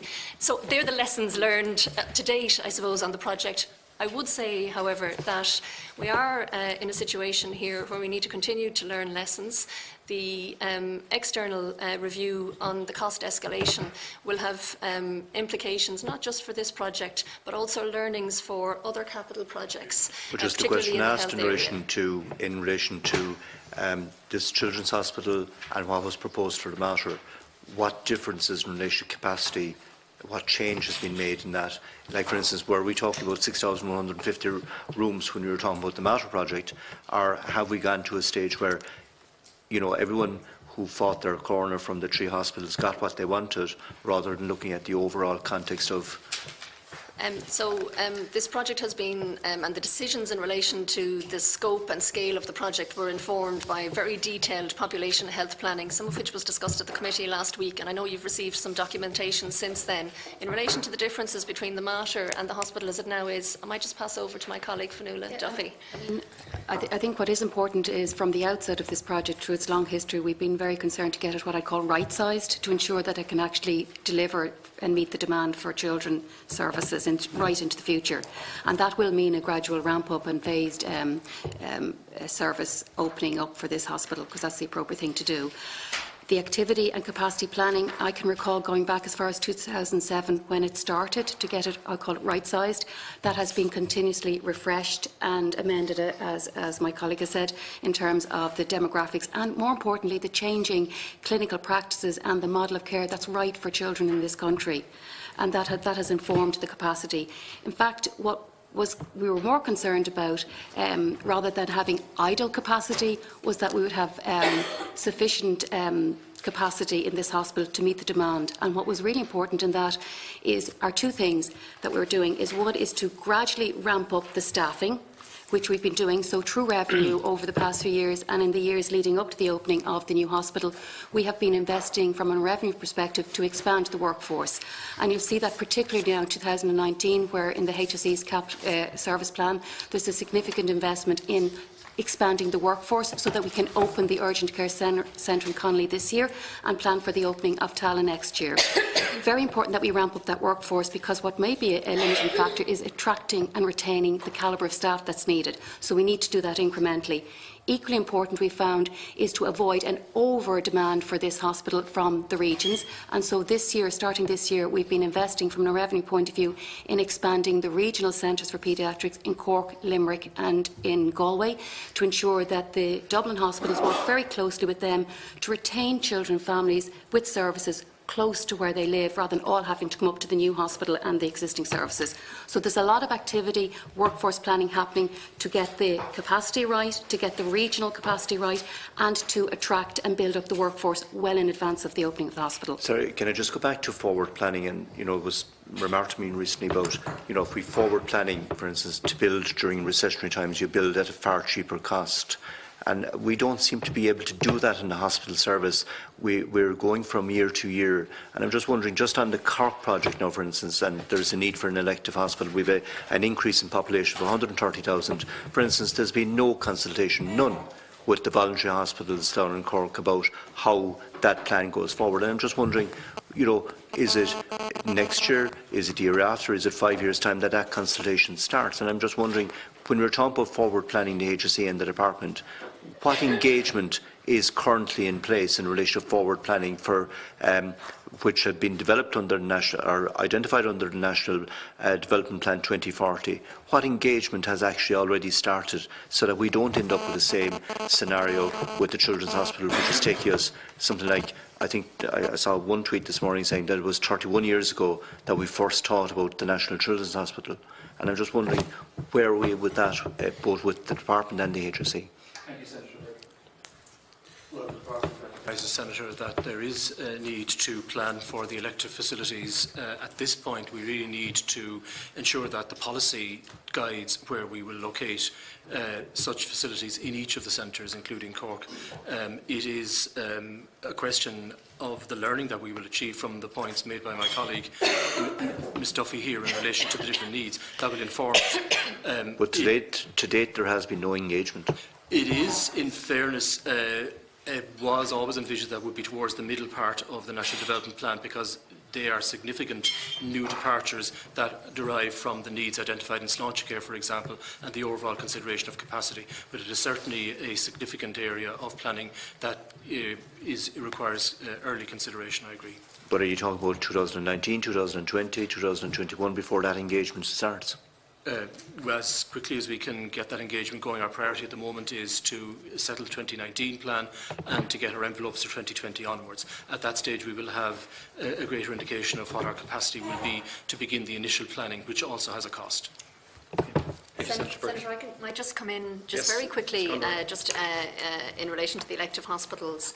I suppose what I'd say is when you look at the Children's Hospital, there's been huge collaboration and engagement actually with the 3 existing children's hospitals in relation to the design and scope and progression of the capital and the integration programme.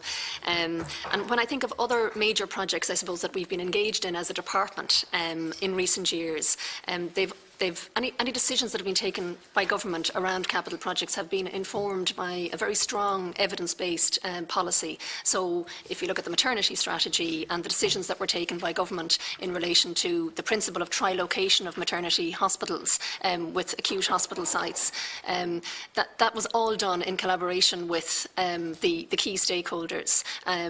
We're engaging with the NMH and St Vincent's Hospital in relation to the National Maternity Hospital. There have been decisions taken by government in relation to the provision of maternity hospitals, so the move of the Coombe, the move of the Rotunda, and a Limerick Maternity Hospital, all of which are included in the NDP, and there will be detailed consultation with all of those hospitals in that regard. We have a national trauma strategy, which was written by the key clinicians and patients and hospitals involved, and is now being implemented by the HSE in a groundbreaking consultative fashion, I would say, and Mr Sullivan may want to talk about that a little bit because there have been recent consultations in that regard.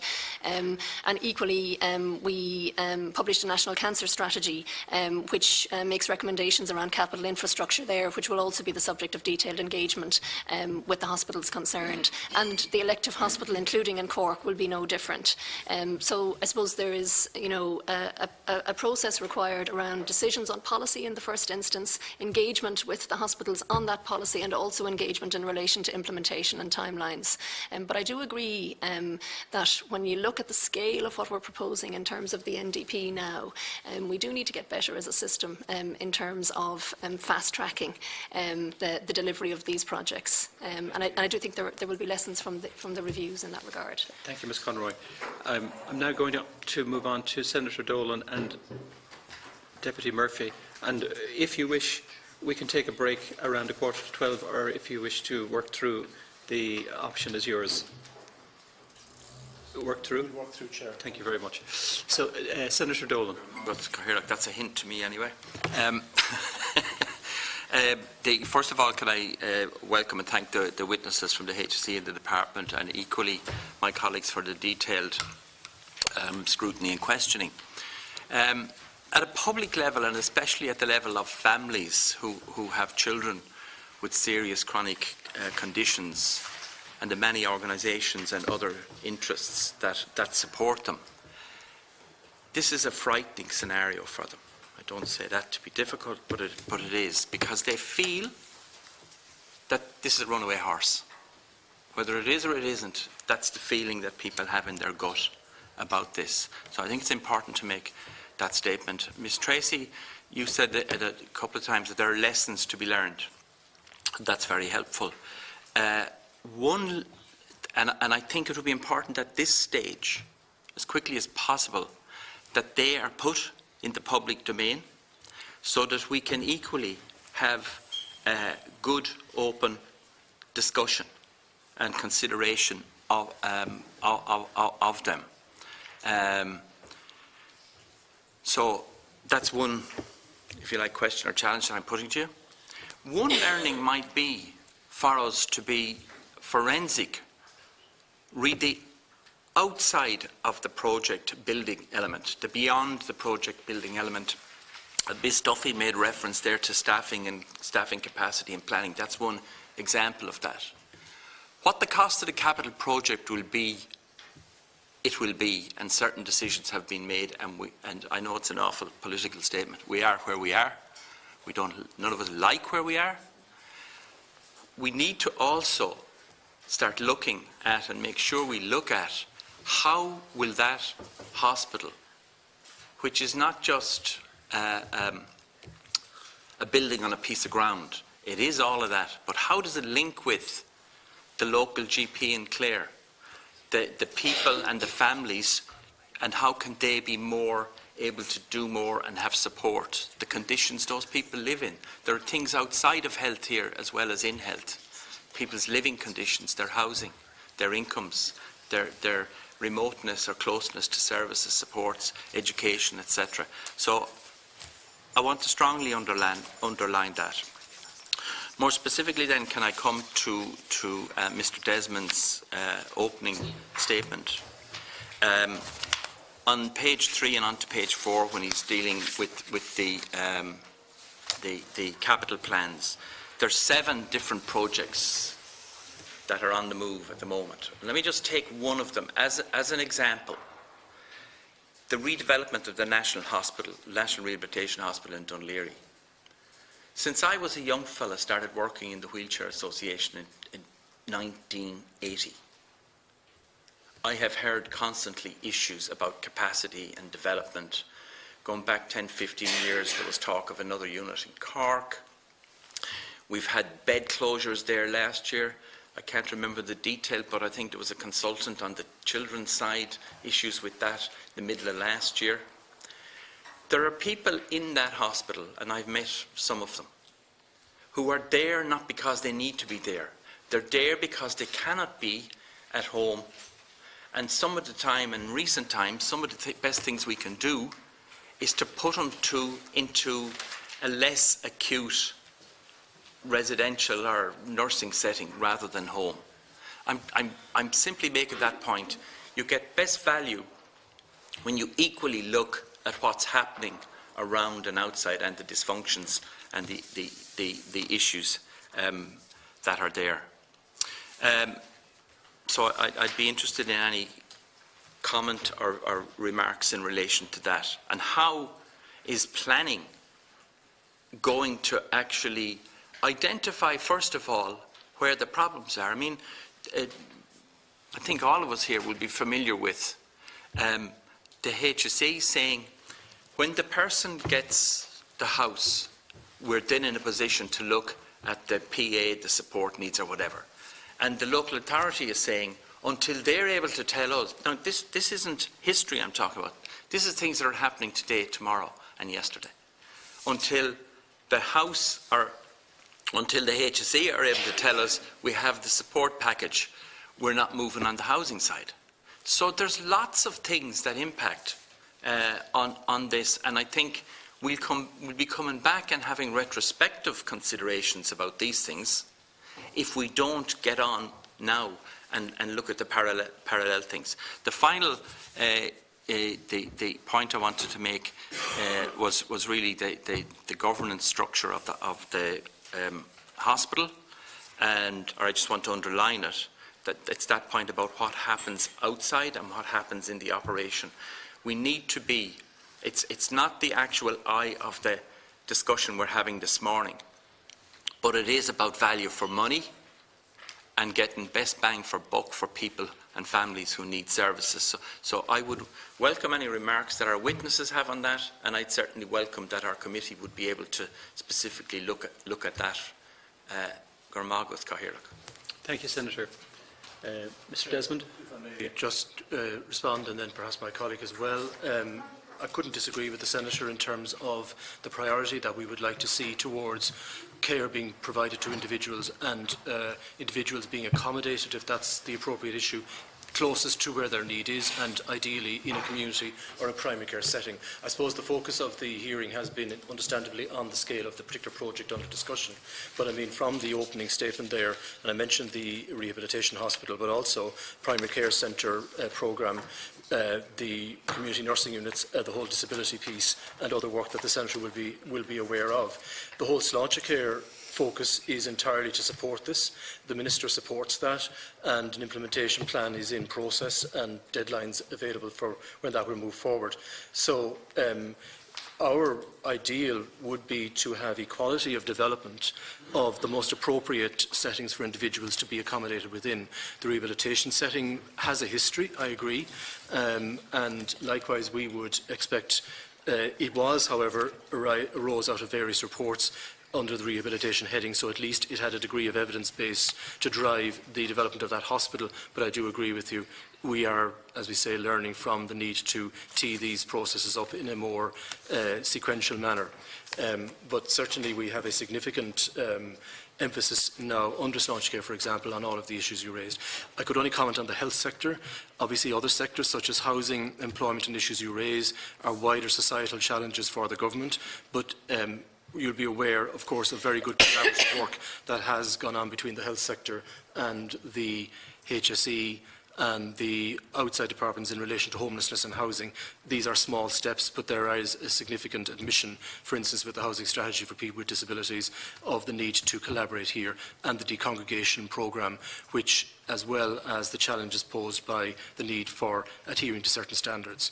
So, I mean, certainly because the focus has been on the big project, we wouldn't lose sight of all of the issues that you have raised, and there's significant acceptance and agreement within the health sector on the need to give equal emphasis to what you've described. Mr. Desmond, could I just make a couple of brief... You mentioned decongregation. We will get maybe 160, 70, whatever the number is this year, out. That's the target. In relation to decongregation, for example, I don't know exactly what the target this year would be, sometime 150 to 200 or possibly like that. But at the same time, there'll be over 100 people, young people with disabilities will go into nursing homes this year. And when you made the point about, you could speak for the health side, Jim Breslin, your Secretary General here, said last year, he named issues outside of health that impact on the efficient delivery of health, housing, education, various things. And so when departments or public entities say what they can talk about, I think our problem is, and you were involved in this committee, the Education Committee and Social Protection were involved in the report around people with disabilities last year, which was groundbreaking. We have to find a mechanism as a government, as a state, to be able to look at things at the same time that are outside of one entity. Margaret, and thank you. Thank you, Senator Dolan. Sorry, I might just come in just very briefly, because I'm conscious. Your first question in relation to the publication of the external reviews, so they will that they should be brought into the. Your My comment. question was about the learnings from No, this. absolutely, Yeah, and yeah. so the learnings will be captured, but also the intention would be that they would be brought to government and subsequently published. And have you sort of a timeline for that? Well, we have a timeline for March, so I mean, you know, our expectation is that the reviews will be conducted expeditiously. Yeah. So I mean, it'll be this year, and you know, I'd imagine the first half of the year. And the issue of sort of previewing, as distinct from reviewing, previewing, looking at how the hospital and its facility and its campus interacts with the rest of health and other public services that people need. And so, I mean, I couldn't agree more with what you said in relation to that. And I suppose there's been. Is there some work going on? Yes. That? So there's been you know, there's a huge focus necessarily on the capital project here. But actually, you know, what we want is that capital project will act as a lever to drive a radically reformed paediatric model of care. And that model of care is all around a network of services. So you have the Children's Hospital acting as a hub, and it supports an integrated national network for paediatrics. So you have much strengthened and interconnected roles at a regional level in Cork, Limerick and Galway, and at a local level. And not just in relation to the paediatric units, of which there are 17 around the country, but obviously in the non-acute side as well. That's the core, actually, of the paediatric model of care that we're delivering here. And I would say also that if you look at the national policy that the Department has brought to government and published in the last few years, whether that be the National Trauma Strategy, the National Maternity Strategy, the National Cancer Strategy, work that's ongoing in relation to Sláinte Care, it's all about ensuring that we provide care at the right level, at the right time, in the right place, as close to home as possible.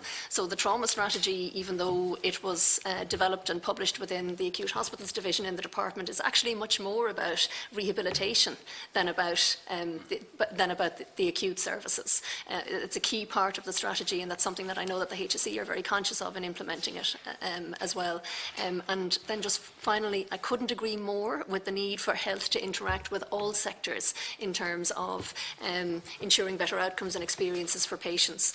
That's at the core of Healthy Ireland. There's a huge amount of collaborative work going on between the department and all other government departments and other agencies and sectors in relation to promoting that agenda. There's a huge amount of work going on in the context of the Children's Hospital in that regard, you know, with everybody from Dublin City Council to all kinds of agencies, and I know John is very fluent on this in terms of describing, you know, I suppose how the National Paediatric Hospital Development Board, in progressing the capital project, even at this stage, you know, prior to completion, is engaging with the local community to harness the economic benefits of the project from a health and other point of view. Yet, it is my experience and other, I'd say, routinely around the members of Oireachtas, that you have one public body in the way it's doing its work trumping another one. They finish up with a 0-0 draw. We can't provide the housing until somebody else says they'll provide the personal care supports, and we can't provide them until someone says there's a house. That is the day-to-day frustration. That's one example of it. That's what needs to actually shift. Look, I've said enough, and it's 11:45, and I'll be a good boy. Thank you, Senator. Now, Deputy Murphy, please. Thank you. Thank you, Chair, and I'd like to welcome you all here this morning, and I have a number of comments and questions, so if it's okay with you, I'll put them all together and maybe you can come back to me then after. So first of all, I'd like to thank you for coming in, officials from the Department of Health and the HSE, and I just want to highlight that no officials are here from the Department of Expenditure and Reform, even though we did invite them, and I think it's a bit like staging Hamlet without the prince, not having them here, but not your fault that they're not here, but I would just want to put it on the record my disappointment that they didn't see fit to send anyone in. As we all know, a quarter of the population are under 16, and there's no doubt in my mind that these people who are under 16 deserve the very best. But at the same time, this overspend is totally worrying. Like, if this wasn't so serious, it would actually be funny.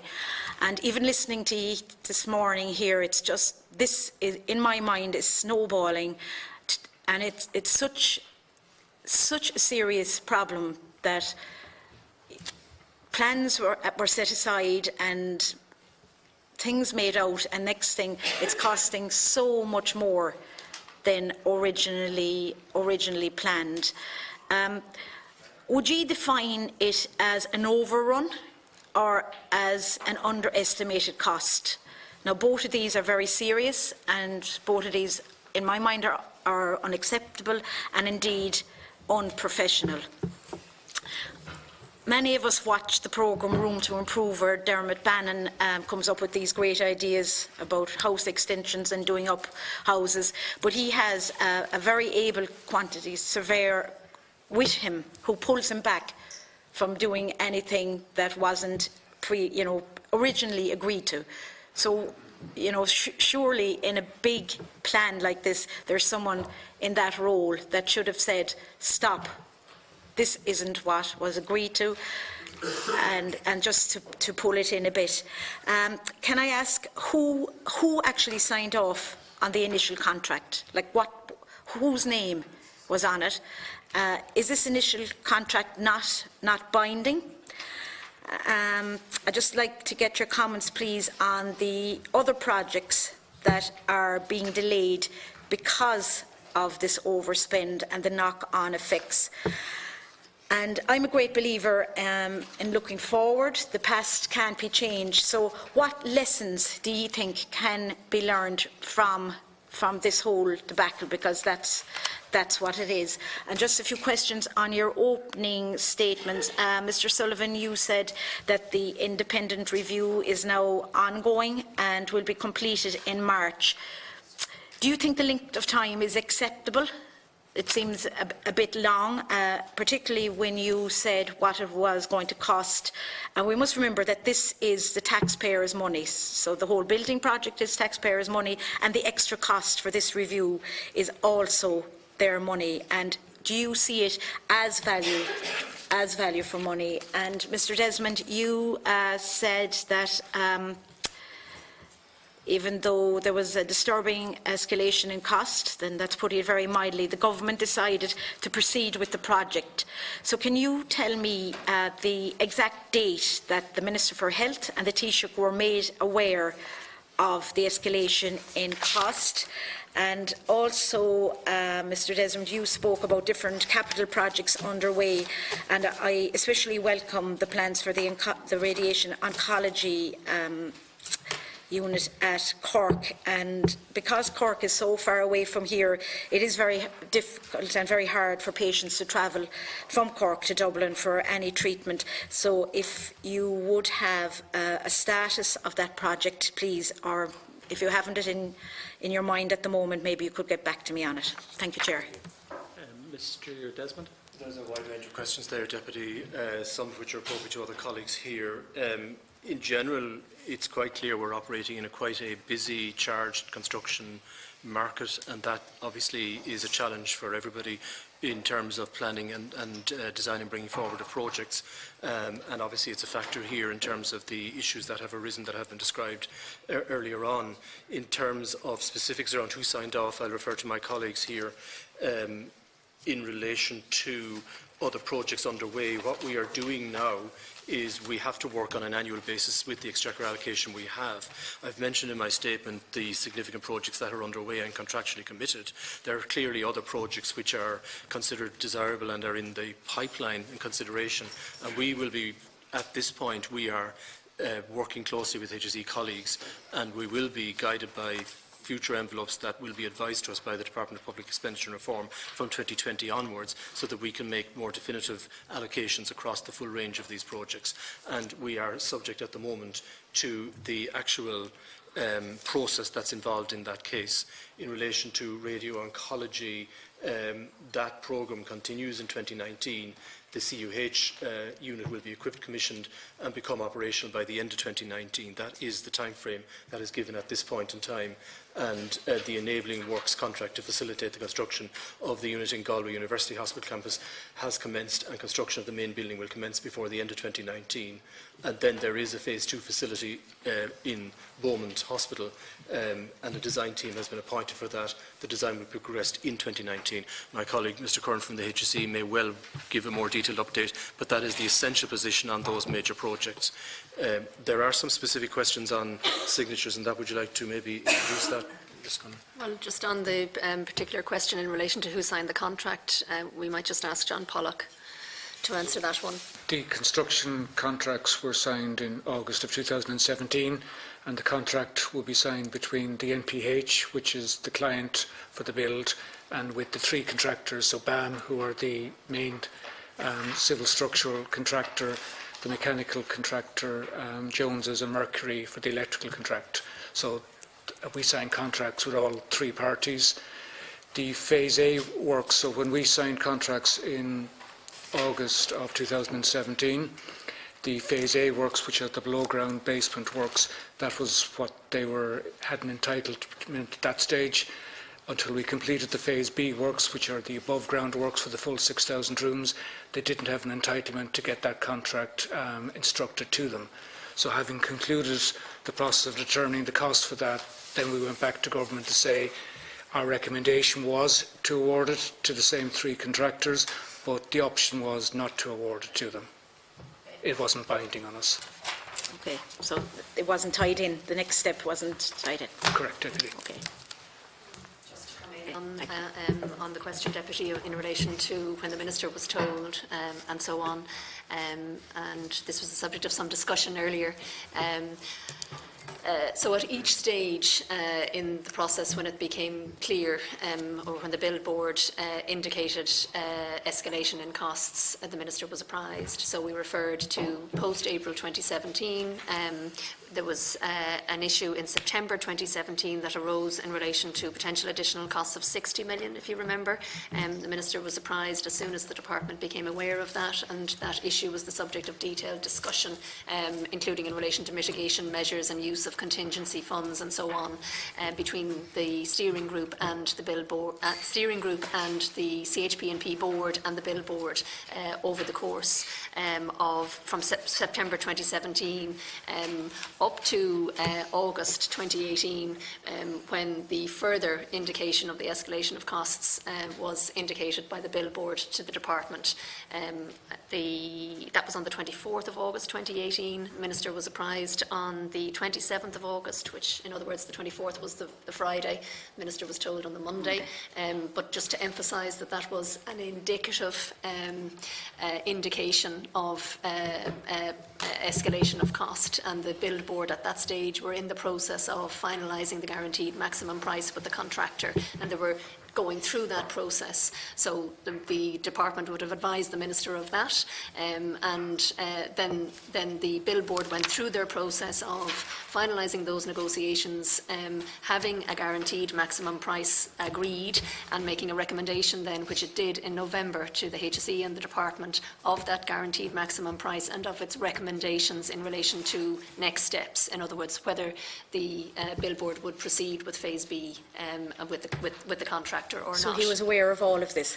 The Minister would have been apprised at each step in the way, and then, once we had the final report from the bill board, we engaged in the normal course of events on a draft memorandum for government with the Department of Public Expenditure and Reform, and then subsequently it was considered by government on the 18th of December. Okay, thank you. You're happy with that, Deputy Murphy? Yeah, thank you. Thank you. I'm now going to ask Deputy O'Connell, and following that, Deputy Durkan, which will complete our committee members. So, Deputy O'Connell. Thank you, Dr. Harty, and thank you all for coming in this week to speak to us. There's just a few questions I have. So, what happened that sparked the establishment of this additional board in May 17? Ms Conroy, you just spoke about April 17, the overruns became apparent. So I suppose what I'm suggesting, I spent a lot of time reading the opening statements last night, and it took me a lot of time to work out. So it strikes me, and maybe it's not fair to say, that it dawned on you in April 17 that things weren't going right, that the board wasn't fit for purpose. So instead of discharging the board, he decided to create another layer, which is typical of the HSE, to my mind. So he added another layer on top. So could anyone answer what happened? Was there a report? Was there investigation? Was there anything internal that led to the establishment of a new board in 2017? I'll take that question, Deputy. So what happened in April 2017 was the government took the decision, the investment award decision for Phase A of the project.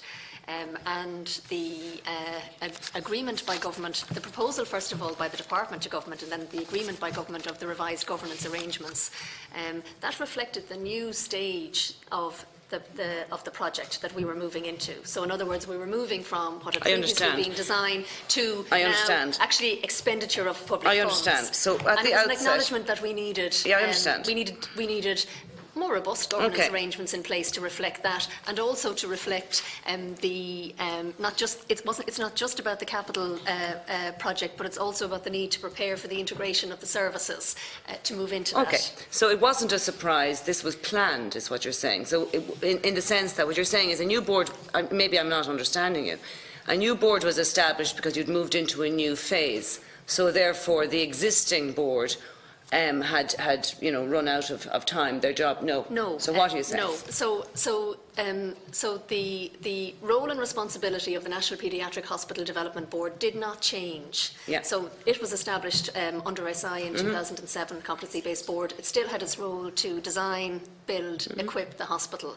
What changed was the overarching governance and management arrangements above that. Yeah, and why did that change? Is my question. That changed because it was a recognition by the Department of Health by the What led you to that recognition? It was a recognition that we were moving into a new phase of the project. So up till then, it was about designing and agreeing the scope. From now on, government had, so in April 2017, government agreed the investment award decision, and it was a reflection of the fact that money was now going to be spent on this project. Okay, so I refer back to 2007 with the establishment of the National Paediatric Hospital Development Board, and the brief, or what it was, when I look back at the documents, they were charged with planning, designing, building, furnishing and equipping. So what you're saying is, at some point, it was decided that we wouldn't worry about equipping, furnishing. This phase B, we'd have to engage another board to deliver that. No. So the role of the billboard has not changed at any stage in this process. So its overarching role set out in SI under legislation to design, build and equip the hospital has remained the same. The revised governance and management arrangements that were put in place post-April 2017 just reflected the stage of the project that we were moving into, which involved a move from which up until then had been about designing, getting planning permission, agreeing scope and so on, to now a position where government had approved the award of monies, and those monies were now going to be actually spent in terms of construction of phase And A. at the outset and planning of the project, was it envisaged that this would be needed at this point? So this new board, as you've just described, was that planned from the start, or did this recognition that you spoke of lead to the establishment of this board? I suppose it's fair to say that was an evolving position, but I wouldn't. So I'm stuck for time here, and we've heard a lot of answers, so I don't want to hear repeat. I'm being very clear with you. At the outset, was there a plan to have the board that started in May 17? 10 years ago? No. No. That was a decision so that was taken. So when did this recognition in the department that this new board was needed, when did this occur, and what sparked it?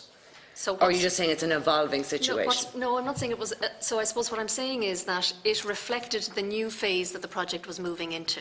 Okay. But I wouldn't want. I think it's important to emphasise that it wasn't.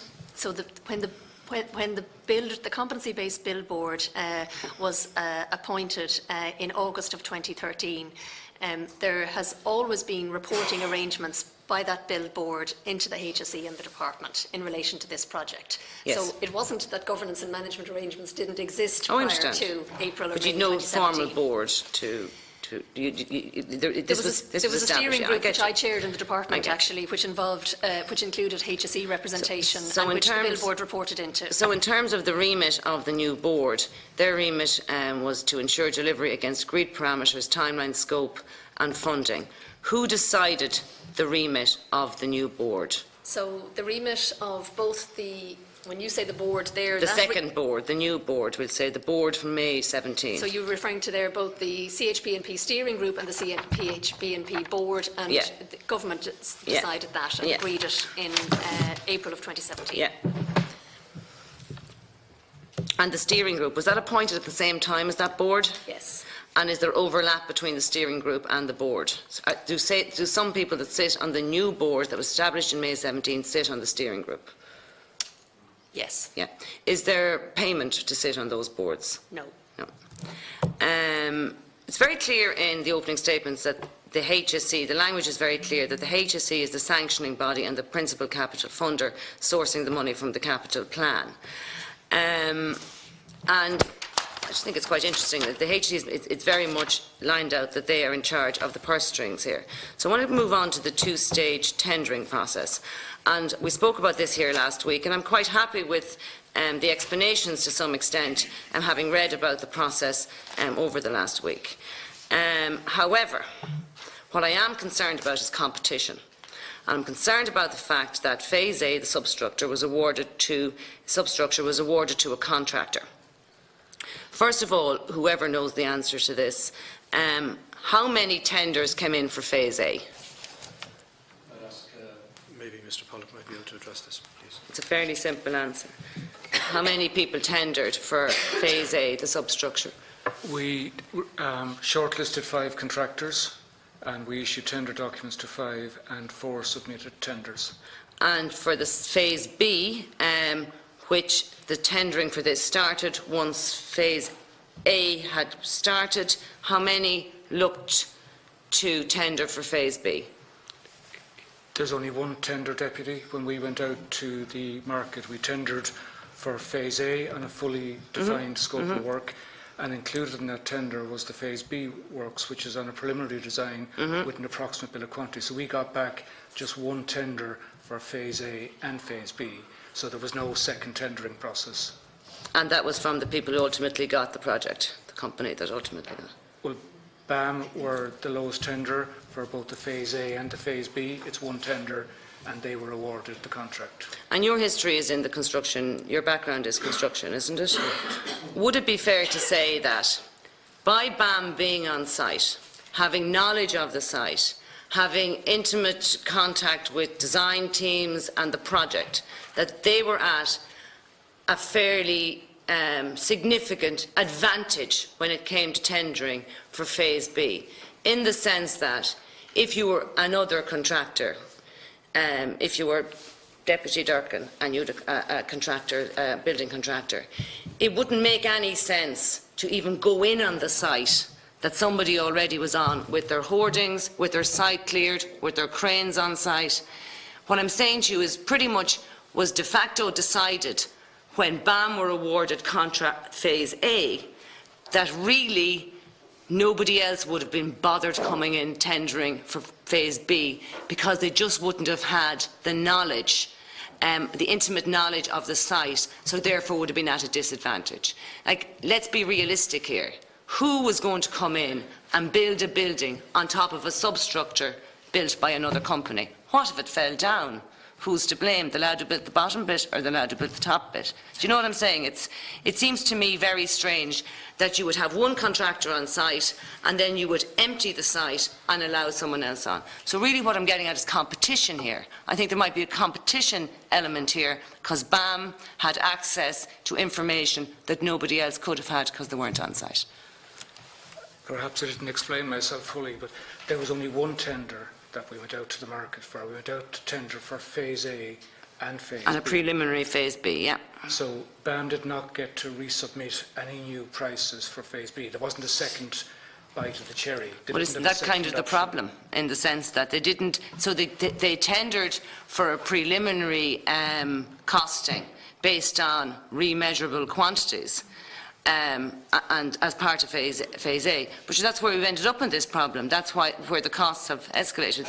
They tendered essentially pick a number out of the hat figure rather than a real figure in terms of our overall costs. The rates they tendered back in 2016 are the same rates that are now applied to the Phase B works. So whatever rates they submitted in 2016, whether it's for concrete or steel, they are contractually bound by those rates. They don't get an opportunity. Oh, I understand that. You explained that last week, that it's more the amount of cables, the different lengths of cables rather than the actual measurement. You explained this very well last week. But I think you haven't answered my question. As somebody with experience in the construction sector, would you not consider it would have been highly unusual if another contractor had come in and looked to build on someone else's substructure? So basically what I'm saying is BAM really had it in the bag from day one, and they had us by the whatever is appropriate to say, in the sense that we were caught. They were on site and they could charge what they wanted. What are we going to do? Turf them off site?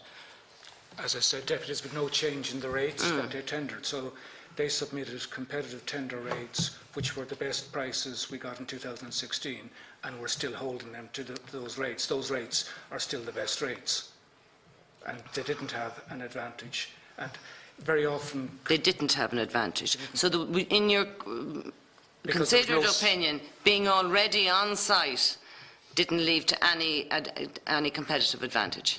They had no advantage because their rates were already locked down at that stage. They'd submitted those, and they were the rates that we applied. I get that. They had a rate per fill of concrete, or the rate per square foot of tiles or whatever. Yeah. And you just didn't seem to know how many square foot or how many lengths that were needed. That's very clear.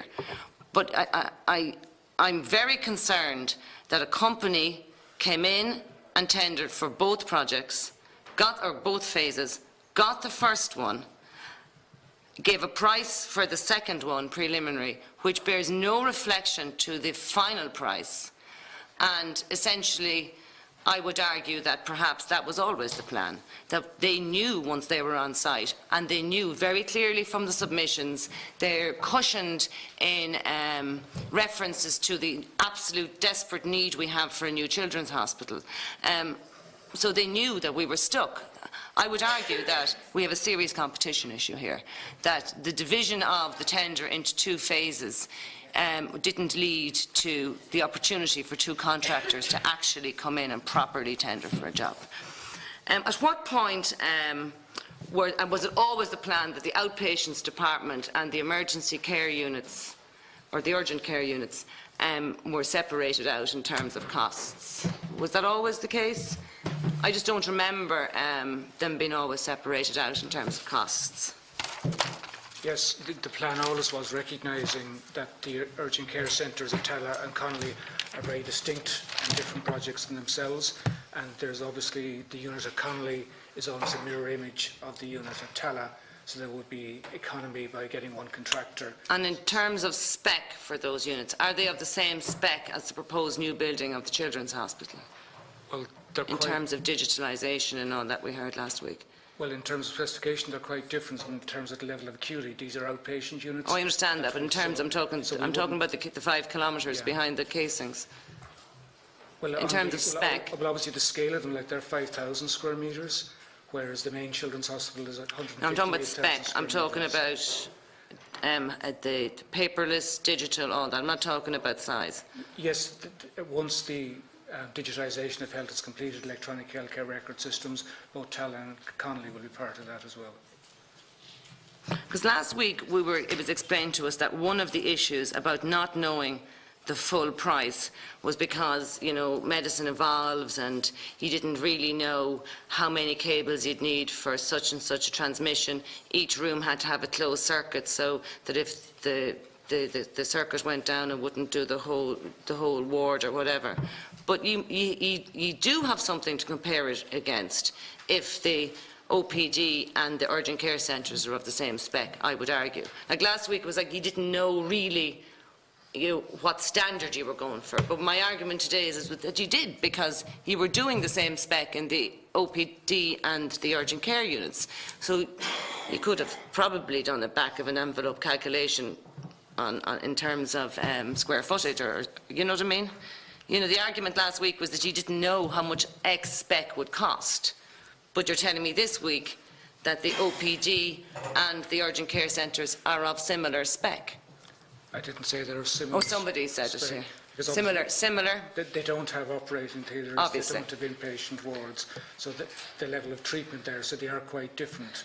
So yes, but in terms of the wires going round behind the casings, it is similar.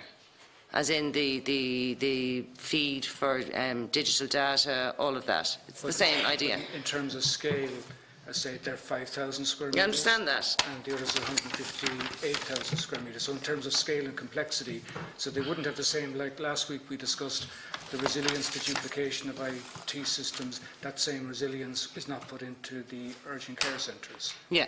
Because obviously the consequences are very different in the major hospital. Understand? I totally understand. So there's no need to, yeah. All that resilience has to be built in. So the duplication of systems, which we discussed last week. Okay. Well, I suppose just to finish off, I think we've spent a lot of time here today asking questions, and I'm not sure if any of us are any the wiser, apart from, yet again, we're here at a committee where there's a change of governance structure. That, I believe, happened during cervical check as well. People moved the chairs around the table, and due to a change in governance structure, it's very, very hard to find out, yet again, who is to blame. And yet again, we're at a committee with 2 opening statements, one from the HSE, one from the Department of Health, as though both are acting almost independently of each other. And it's another example of why there are too many layers and there's no need for half of the people to be involved in any of this, because it appears that despite all of the experts and all of the competencies and all of the QSs and all of the remeasurables and the bills of quantities, that we may as well have just handed BAM a blank cheque and said, build us a hospital there and we'll have it whenever you're ready in 2022. Thanks, Chair. Thank you, Deputy O'Connell. And I'm now going to call on Deputy Durkan, and then we will have Deputy Brazel and Deputy Brazel and Senator Devine. Yeah. So, Deputy Durkan. Thank you, Mr. Chairman. When I first became aware of this projected cost overrun, I immediately thought that somebody had decided that the project was too expensive and it should stop. That was my immediate reaction, Mr. Chairman. In whose interest would that be, by the way? And I'm asking this of the official before us today. Knowing the way the system works and knowing the way rumours extend within departments and within structures such as the HSE, you know, what was the knock-on? Was immediately this overrun was identified. Incidentally, back in 2017, there was an overrun. And I want to go down through it, if I might, Chairman, for a minute. First of all, we hear various exaggerated versions of the cost overrun. When was the first 660 million or whatever it was? When was that identified? And to what extent was the interest? Was the VAT? When was that added to it, so that we would know where we're coming from and what we were talking about in terms of overrun? And could I have an answer to that question first, maybe? The potential additional costs of 61 million was first discussed in September 2017, and then was the subject of very detailed discussion, including how to mitigate it over the course of 2017 and 2018. 61 million. 61 million. That brought the cost from 660 million, or from 880 million. Where did it come from? I might just ask my colleague Fionnuala Duffy maybe to take you down through the various elements of, just for clarity, and it might be a good frame then for the discussion, if you know what I mean. We can talk about the various cost escalations, starting with the 61 million within that context. Perhaps if I start, and then maybe if John wants to come in with more detail, because I understand in the last week that in the presentation that the Development Board provided, it actually worked through in detail the cost changes from the starting point of 650 back in 2013. Yeah, but that was a pre-tender estimate. There are so many constituent bodies within that it's virtually impossible from an outsider to perhaps if I try and explain it simply. Where the dogs have buried the bones. So what I'm trying to do now is to simplify it. Yeah. And incidentally, Mr. Chairman, because there have been a multiplicity of boards and people with various responsibilities, and I presume they were all interlinked and there was a constant upgrading between one and the other. I'm not so sure about that, by the way. A monthly reporting system wouldn't be sufficient, in my mind, to keep everybody abreast of what was happening. But because, yes, one other question, Chairman, I just forgot about for a moment there. At the various boards that were sitting in parallel, were all the members attending at all times? I might just come in on that, Deputy. I think it's important to say that the roles and responsibilities of the Build Board, the CHP&P Steering Group and the CHP&P Board fall from legislation, and the roles and responsibilities of those agencies set out in legislation. So for the Build Board, it's set out in SI since 2007. And it has very clearly defined responsibility in relation to designing, building and equipping the hospital, and that role hasn't changed at any stage in this project. But that's not the question. But just, it's important, I think, to outline that, you know, when people talk about boards, what exists over the National Paediatric Hospital Development Board, they are governance and management arrangements. So the CHP&P Steering Group is chaired by the HSE, reflecting its role as principal funder, and the CHP&P Board is chaired by the Secretary-General of the Department of Health, reflecting his role as accounting officer. So my question is, I suppose what I'd say is, you know. Well, my question is. But just to say that the roles are very clearly defined. They were very clearly defined and described and approved by government. What question did I ask? I asked a simple question.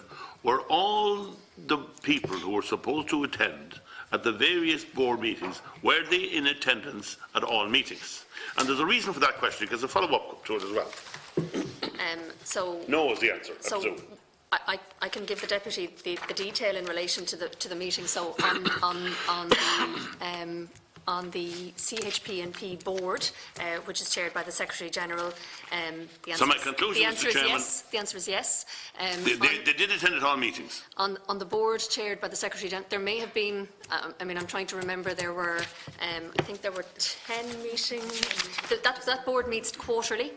I can give you the detail of exactly when it meets and so on, but from recollection, my recollection is that there was full attendance at the CHP&P board. So just to give you a sense, the board met on the 14th of September 2017, the 12th of December 2017, January 2018, March 2018, June 2018, September, November, and twice in December 2018. And and all the people who were supposed to be in attendance at that board meeting were in attendance. That's my recollection, yes. Okay, so... And then there's the CHP&P steering group, which is chaired by Mr Sullivan. Parallel board? I might just refer to him. Not a parallel board, it's a board that reports, it's a steering group that reports the CHP&P board. Yes, but the point that I'm trying to raise, and Deputy O'Connell raised the same question as well, to what extent were the interests and views and concerns of all that we're now discussing represented at those separate board meetings? Your answer is that it wasn't their responsibility. Well, it was their responsibility, because if there's a project, the overall nature of the project, a very expensive project as it now happens, it would naturally follow that all people who have an influence of an interest and a concern should be advised at the same time. They obviously weren't.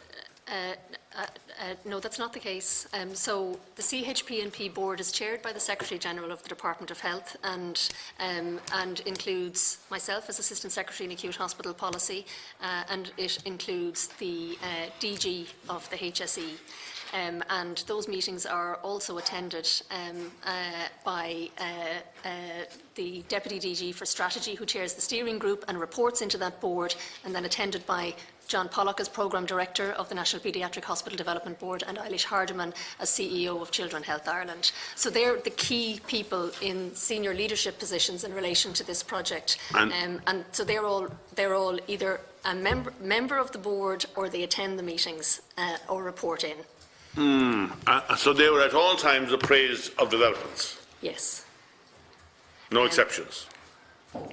Did nobody raise the question in March or April 2017, when it was apparent that there was going to be an overrun, maybe a considerable overrun? So there was no overrun in April 2017? Well, it was obvious that it was going to happen. So the 61 million overrun first became apparent in September 2017, and the steering group and the board were apprised of that at that stage. So the problem arose between April and September. That's the period in question, no? No, that's the 61 million that I'm referring to. That's one point. The first indication of any overrun beyond that was in August 2018. A year later? Yes.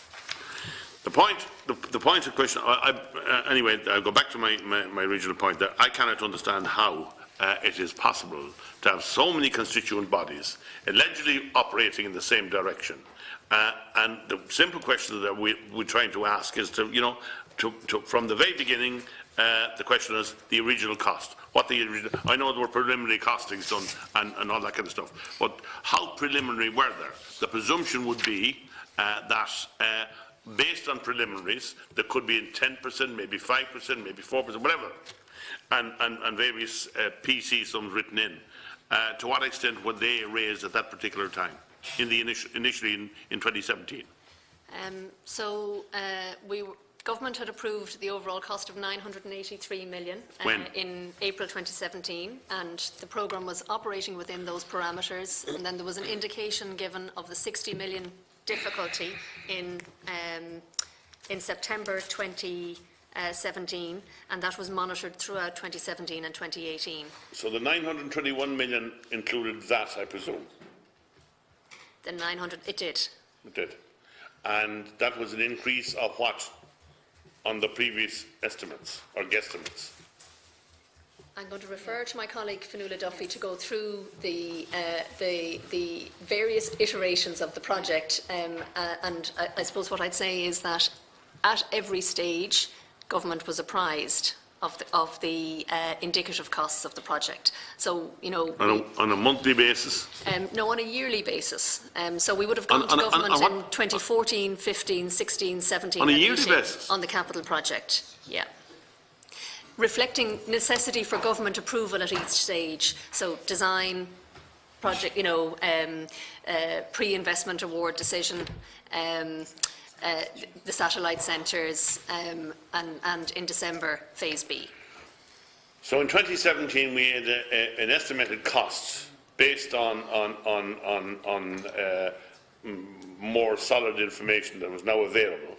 We had an estimated cost of 920 million. 983 million. 983, almost $1 billion.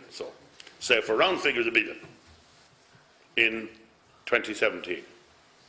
And the questions that were raised at that particular time were in relation to the overruns in various areas. Can I also, I'm going to come back to that in a second, but can I also ask, to what extent did the various groups refer to other hospital projects that have taken place in the past 10, 15, 20 years by way of comparison, in order to be alert to possible snags that might occur? Any reference to those? Anybody do that? Yeah. Maybe I'll pick it up, Deputy. And not having been at last week's speaking, it is confusing, or potentially confusing, the numbers around all of this. As Ms Conroy has said, in April 17, as signed off by the government, there was an expectation that the total cost would be for the construction element would be in the order of 983 million, and that was what was sanctioned at the time. There was a recognition, however, that the procurement process that was underway, being taken forward under the auspices of the Development Board, whilst it had a fully spec'd out design Phase A, the Phase B was, as we've rehearsed, it was designed to a high percentage, but there was detail to be worked through and so on. As Ms Conroy has said, between April 17, when the government sanction was issued, the new structures were put in place, not to change the role of the Development Board in any way, but simply to evolve the governance arrangements that that board reported to. At that time, the figure of 983 was around. The first time that figure changed was, as we've talked about earlier today, and was described by John and Tom last week, was when there was a 60 million or so pressure reported around sort of the October, November, December time and into the early part of 2018 then. So no pressure at all reported at April 17. That was effectively the start of the process. So contracts signed in October 17, Phase A works underway then, Phase B taken forward as well in terms of the speccing out of what the final thing would look like. But all the way through back end of 2017, sort of October, November, December, into early 2018, the extent of any issue or pressure on the 983 was at 61, and John has previously explained the components of the 61. The first time, indeed, the Development Board or the steering group to which the Development Board reports to, or the board that the steering group reports to, were aware of significant pressure on over and above the 61 was in August 2018. And again, we've talked about that. And that was finally bolted down, crystallised within the GMP report that was shared in November 2018, which takes us all the way through to the overall pressure of 450 or so on top of the 893. So it is really, I know it is complicated, but it's not that complicated. So at April 17, no pressure. At 8, we had sanctioned to proceed with an overall budget of, or overall expected sort of cost envelope of 983. The 60 pressure emerged towards the end of 2017, beginning of 2018. A further pressure, or that grew to a pressure of around 200 in August. Arising from the thing, again, there was a comprehensive analysis of this last week. Specifics. But I'm very happy to hand that over. If it's helpful to the committee, okay, we get them. But that detail was gone through last week.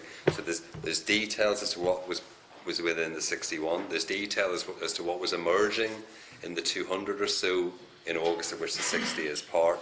And there's detail around the 450 that was the final figure on top of the 983, but it's not more. I know those sums are eye-watering, but it's not more complicated than that. It's just those are the three phases: the 60 growing to 200 odd in the summer of last year, settling finally at 450 on top of the 983, and a detailed breakdown is available as to the component parts of all of that. All anchored back to the April 17th. Or you'll provide that breakdown? I think, sorry, I know that it was provided by Mr. It was in the slide. Mr. last week. Presentation. So we can certainly provide that.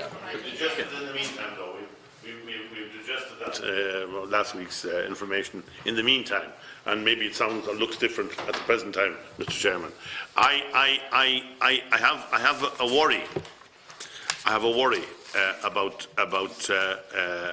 the health services being dependent on projections that obviously don't stand up. But for example, I had numerous Dáil questions down on this subject over the years, going back as far as prior to the Matter project. One of the things I was told at the time was that there would emerge some economies as a result of the work done on the Matter project. 55 million or so was the amount, I think, spent on the Matter project. Was that about right? Thereabouts? More than that. Could have been more. Well, we were told at the time that it was about 55 million. I suppose that was just to fob me off at the time. But I was told also that the preliminary work done there would be recorded as a benefit to the subsequent work that was going to be carried out at the next site. And that's my question. How much of that was a benefit to the work carried out at the next site? Thank you, Deputy Durkan. I haven't finished yet, Chairman. One other question yet.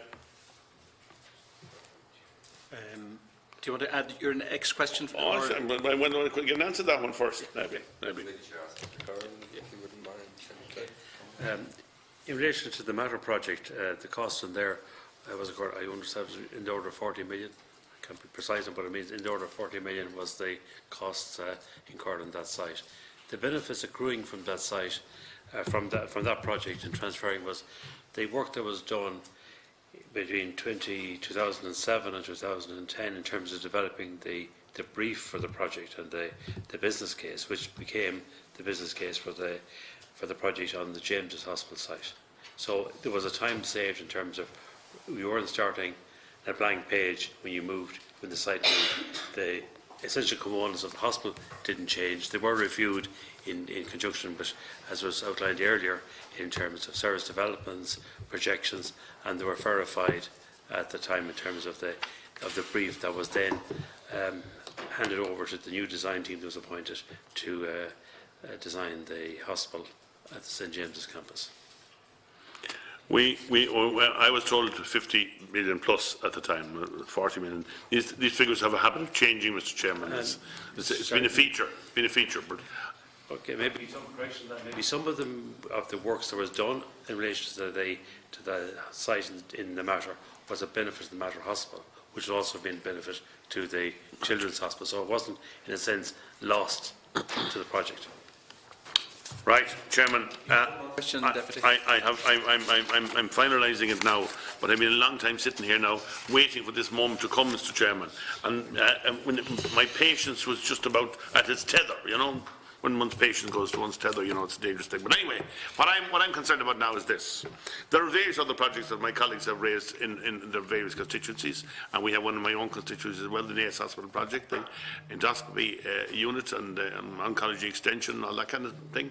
And the theory is, you know, that we'll have to bite hard and they all get shelved for the foreseeable future. Is that the intention, or what's the projection on that at the moment? Are there finances available within the budgeting service provisions that have been made and the long-term health services plan? Deputy, as I mentioned in the opening statement, we are actively at this point in time taking stock on foot of the decision in December to continue on with contractually committed projects and work out what the final capital plan will be for 2019 for the HSE. We have the overall envelope plus the additional funding the government decided on.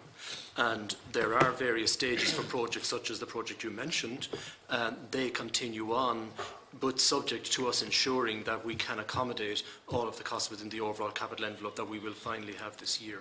Well, and that process is very active at the moment, and we would hope to bring it to conclusion as quickly as we could. it needs to be active, Chairman, because the planning permission is being granted for that particular project. And where planning permission is granted, there's a huge extra cost involved. If you have to go back over the whole thing again and start from scratch all over again, it'll be like the Children's Hospital. So on that, Deputy, the NACE endoscopy unit, it is due to go to tender in 2019, and we would always ensure that we can position projects at the stage of their development, that we can line up the funding with the actual planning and the development stage, and finally the award of contract stage down the road. So, I mean, we will be doing our level best to ensure that we can prioritise where projects are ready. However, it is a process we have to go through because of the scale of the projects that we have on hands and the requests for them. To finish off, Mr. Chairman, I get more and more confused as time goes on in relation to the general project, and it's simply this. We were led to believe that the increase in costs, which would be alarming, was from 660 million to 1.7 billion. That would be alarming. It now appears that the project was just short of $1 billion. That was reasonable, fairly accurate before when the various boards put their heads together. It was just 20 short of $1 billion. And it is now proposed to go to 1.4 billion, which is made up of building costs, extra specification, and other miscellaneous issues. Is it unreasonable to suggest, or to ask the question now, is this the final estimate? Do we finish at this, or are we in danger of something else happening at a later stage? And if so, what? Deputy, I might take that. The 1.73 billion figure is that reflects the total guaranteed maximum price that's now agreed, and in relation to the one project, or to a multiplicity of projects, the outreach projects, relation to the children's, in relation to the full project. Right. And then so the 1.433, the 1.7 is the full project and everything that it takes to deliver it. In relation to and just a quick one, Chairman, there. Yeah. The 1 billion, the shortage of 980 million, was that also applicable to the full project? All of the ancillaries. So the 983 million was the capital build. Right. So the total project cost then, which would include the integration programme, so the 2017 cost estimate was a capital bill subtotal of 983 million, a total capital cost including ICT of 88 million, and the Children's Research and Innovation Centre, we had 18 million in for that, bringing the total capital cost to 1.089 billion. And then if you add the Children's Hospital Integration Programme to that of 85 million, it brings you to a total project cost of 1.17 billion. So that was the 2017 yeah, but the question that I asked was, and I do want to finish, Chairman. I know that you don't think I do, but I do. The question I asked was, the figure of 1.74 billion or whatever it is now, it keeps moving from hour to hour, I think, at some stage. Yes. Does that, what's incorporated in that, as opposed to what was incorporated in the 980 million? Okay, so what's incorporated in the 1.73 billion euro is 1.443 billion for capital. It includes the Children's Research and Innovation Centre of 18 million, ICT of 97 million, the Children's Hospital Integration Programme of 85 million. And they weren't incorporated in the 980 million at all? So they were.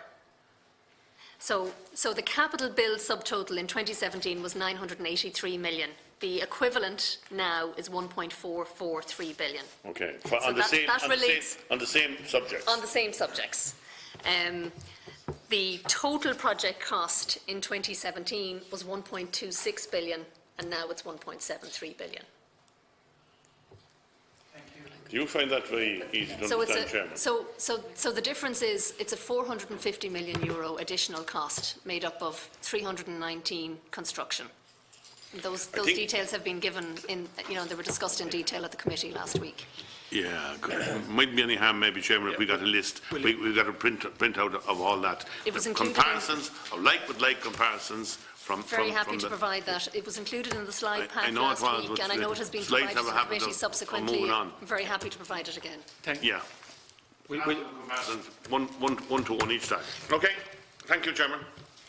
Thank you, Deputy Durkan. And if there's any discrepancy about what Ms Conroy has said and what you presented in the slideshow, perhaps we could clear it up. We're getting confused about figures, but perhaps we could clear it up. If I can just maybe, so on a like-for-like basis, which I think obviously the Deputy is, so when the business case was approved in April of 2017, the project was 983, and that's the figure roughly of £1 billion. On a like-for-like basis now, that's increased to the 1.43 billion, not 1.7. And separately, there were always elements that aren't part of the billboard's remit.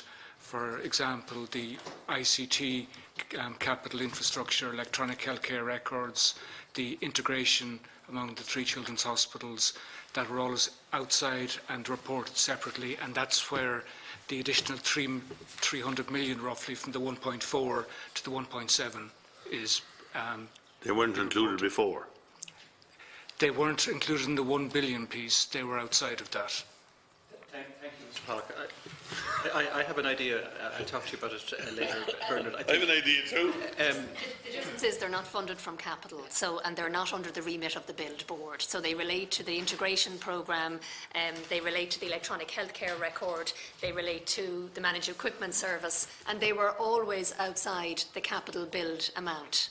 And the cost escalation from 2017 from April 2017 to December 2018 relates to the capital build. Thank you, Ms Conroy. Yeah. Thank you very much. That has to be understood in the context. Sorry, I just want to make one. It'll be 2 seconds, Deputy.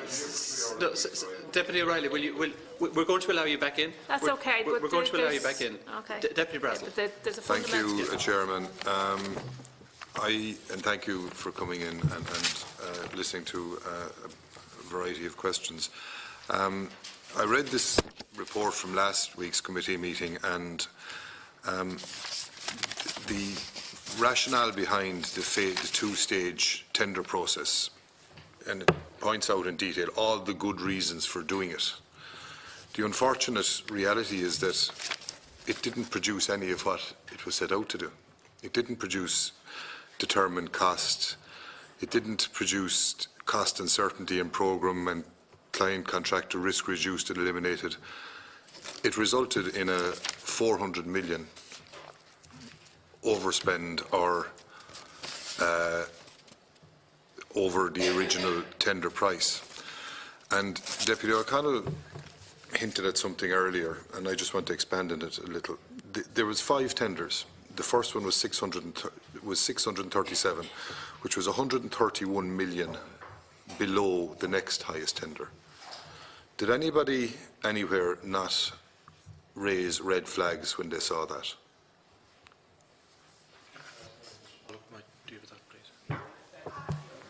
When the tenders came in, the tenders were issued in June of 2016, and when tenders were submitted, they were interrogated by ourselves and by our design teams to check exactly were the rates appropriate. So an assessment was carried out, and having completed the evaluation, there were no concerns raised around the pricing tender strategy adopted by the contractors. It was accepted as value for money in the current marketplace. Having spent 15 years in the construction business, I can tell you that from my experience, if a tender, the lowest tender is 20% below the next tender, you should have, and you had people on that board, ex-CEOs of big companies, And I can guarantee you that if they tendered for a job of that size and they were out by 20%, a lot of heads and questions would be answered. So to be out by 20% is beyond reasonable in this business. And my contention is that BAM, seeing the fact that if they get in there, they can't get out of there, bought the contract and then recovered their costs at a later stage. And Deputy O'Connell hinted at lack of competition. They knew exactly what they were doing. If we get in, there is no way that they will get somebody else to do phase 2, and we can get our money back then. And that's what's happened, and I anticipate that the independent inquiry will find to that. The 637 million that was tendered for phase 1, what did that result in costing right now? So the 637 million, that was for the phase A and the phase B works, and of the works completed to date for that tender, are they running on or below or above that tender price? well, the phase A works of that were approximately 80 million worth of a contract, 85 million thereabouts, and they are on budget. Okay, so phase A, 80 million is on budget of the original 637, yet phase B went up by 300 million. Correct. How did that? There are multiple reasons. The first one, obviously, which we raised that in late 2017, the issue of the fire officer, which we appealed the condition to Unbroken Order on sprinklers in the building. Okay, that's 61 million or 27 million? Well, it's about 27 million instead. We also had the Grenfell Tower, which impacted the regulatory environment, which we put into the design to make modifications to design to reflect current best practice. Okay. There was, when we recommended to government and the business case approval of 983, we drew up a schedule of savings, targeted savings, where we could get better value. So that target was 66 million of targeted savings. So we didn't deliver the full 66, we delivered 20 million of savings over what was tendered in 2016, so there's 46 million. There's one figure from last week of 90 million for the additional 9 months, including prelims. What's the prelim element of that, of the 90 million? That's so in determining the final contract price now for which is the 890 million, the scope of work is increased over what was tendered in 2016, that there's more quantities in the building. No, but of the 90 million that's given for the extra 9 months, which is 10 million a month, it says includes preliminaries. How much is allocated to the preliminaries per month? Well, there's 2 levels of preliminaries in that. One is a straight extension of time that the contractor is entitled to as the contract duration goes out. But secondly, because the contractor has now got increased scope, he's had to remobilise additional resources, so there's been more manpower on site. So he's got to increase the number of cranes, hoists, teleporters, canteens, drying facilities, site compound, so all of that. So there's 2 elements of preliminaries uplift in that 90 million. And does that roughly equate to 10 million a month? It does, and that's very much, again, based on the tendered figures that the 3 contractors would have submitted. Well, just by way of comparison, I spoke with a colleague of mine from my engineering days who's currently working with one of the biggest construction companies in Canada, and they're doing a 1 billion airport contract at the moment, and for an overrun of that contract, they're getting 500,000 a month prelims. And he said that's at the top end. So, you know, if there's 25 or 26 extra cranes on site, you might bang it up to 1 million. But 10 million a month is absolutely off the park. And how anyone with the experience that's around the board that's driving this does not see that, it's just beyond my comprehension of construction. And as I say, 15 years in the game. Going on to the design team, what is their percentage fees on the contract? The design team were procured in August 2014. They didn't tender. It's a lump sum tender that they tendered. They're not appointed on a percentage of the contract price. So they tendered a lump sum price, but it's not a percentage, so they don't get an uplift. Okay, so as the contract increases. for the design team, for going from 900 or 637 million to 900 to 1.4, it's the same money they're going to get. The design team will submit additional fees for prolongation. So when the project was tendered day one, and our first preliminary business case was produced in 2014, it was anticipated the project would be completed in 2019. The project now won't be completed until 2022, so the design team will submit additional fees for increased scope of work and having additional people on site to supervise the construction of the project. So they will get extra fees, so? They will get additional fees for those elements. So we'll say, for example, 20 omissions in design, 20 million. At some stage, because of everything that's gone on, they'll actually be paid for their omissions in design. As I said, Deputy, they're not on a percentage fee uplift, so they don't. But it's not a fixed fee either. But they don't get an entitlement. It is a fixed fee, and then they submit additional claims, and if we can't agree those, we go to conciliation on those matters. Well, again, it would be quite obvious that they're not getting a percentage, but they are getting paid for the extra work. So the longer, they're not going to suffer any for poor design or design omissions. At the end of the day, they're all going to be well paid for the work that they do. The issue,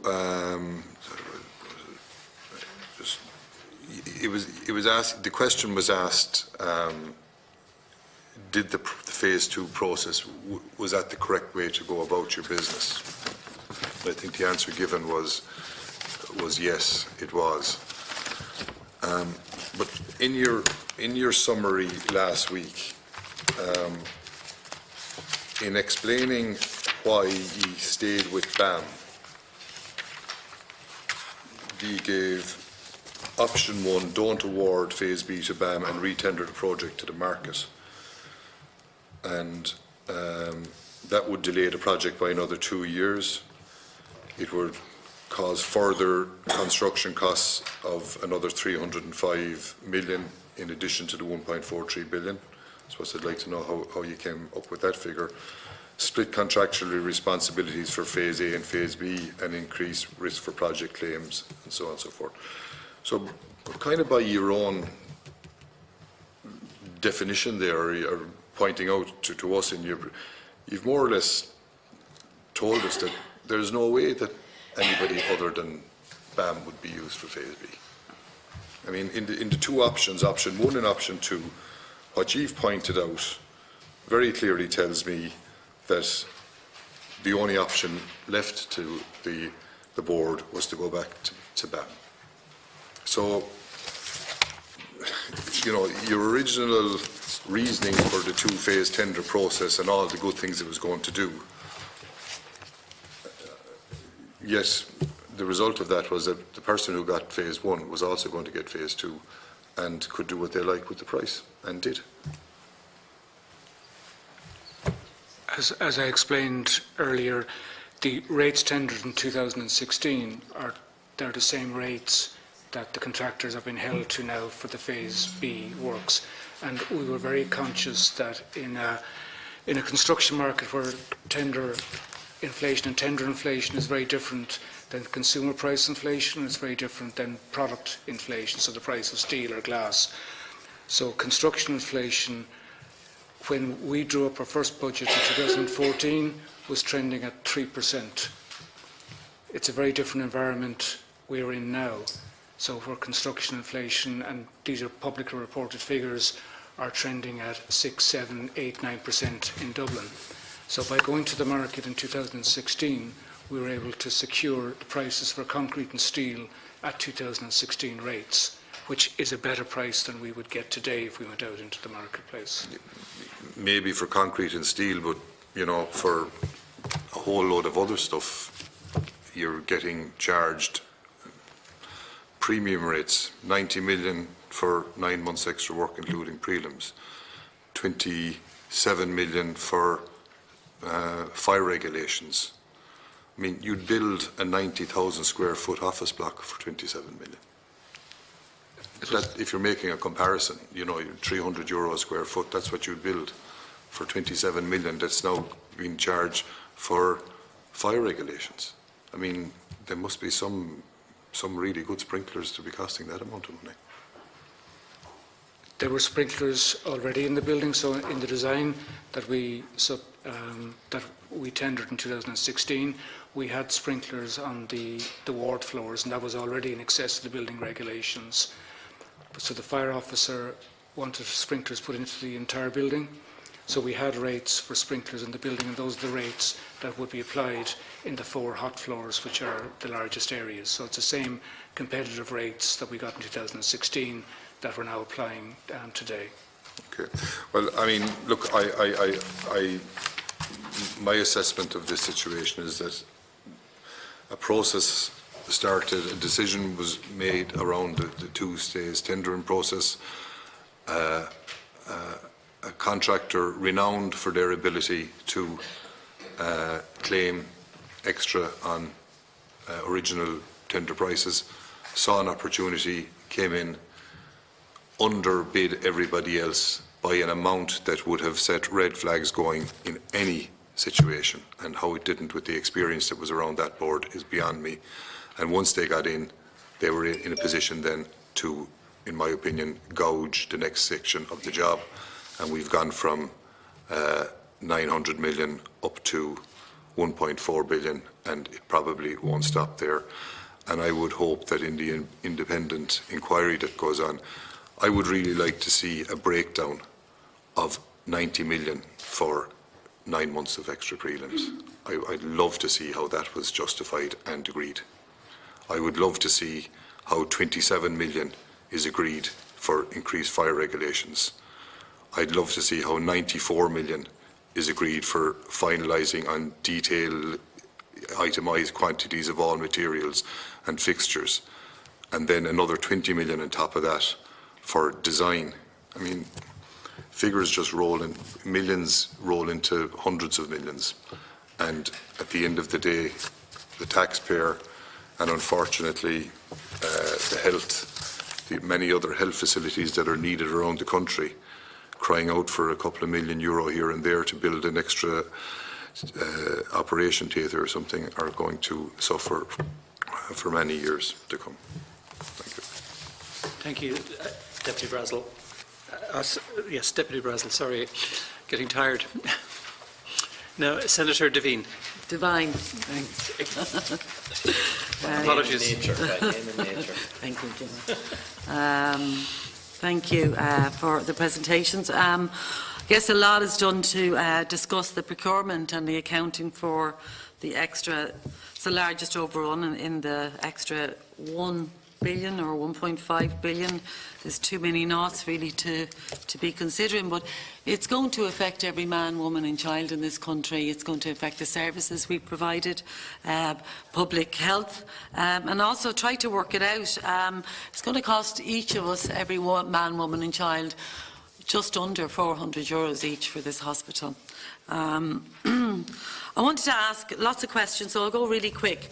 Can you give us a breakdown of the cost so far for the evacuation or the excavation of the site preparation, and does these costs include the facilities that were demolished, the decanting of various hospitals or clinics, the kitchens that were the newly constructed and built, and any other new buildings? On a local parochial issue, the reduction and perhaps halting of obviously construction or other capital investment projects. Just Drimna, and this is kind of close to where I'm living, but the primary care centre, it's mid-construction. Will that stop?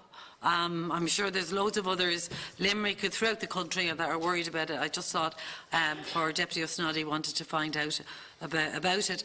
I know you talked about the reviewing the capital spending, Mr Desmond, and what date would all that be available? Will it be very late in the year? Because I think every area is very anxious to find out what's happening to the future of their health. I'm here, I suppose, as a Dublin 8 resident, a South Circular Road resident, and the impact that I see and experience daily on local communities.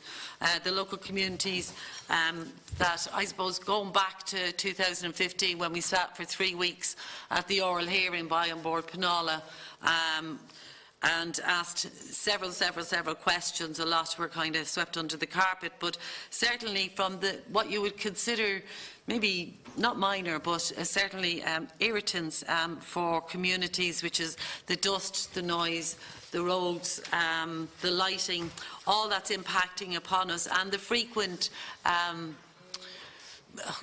not adhering to by BAM, constantly trying to get to them in communications. But that's another issue, and an issue for yourselves and BAM, which we will get back to outside of this.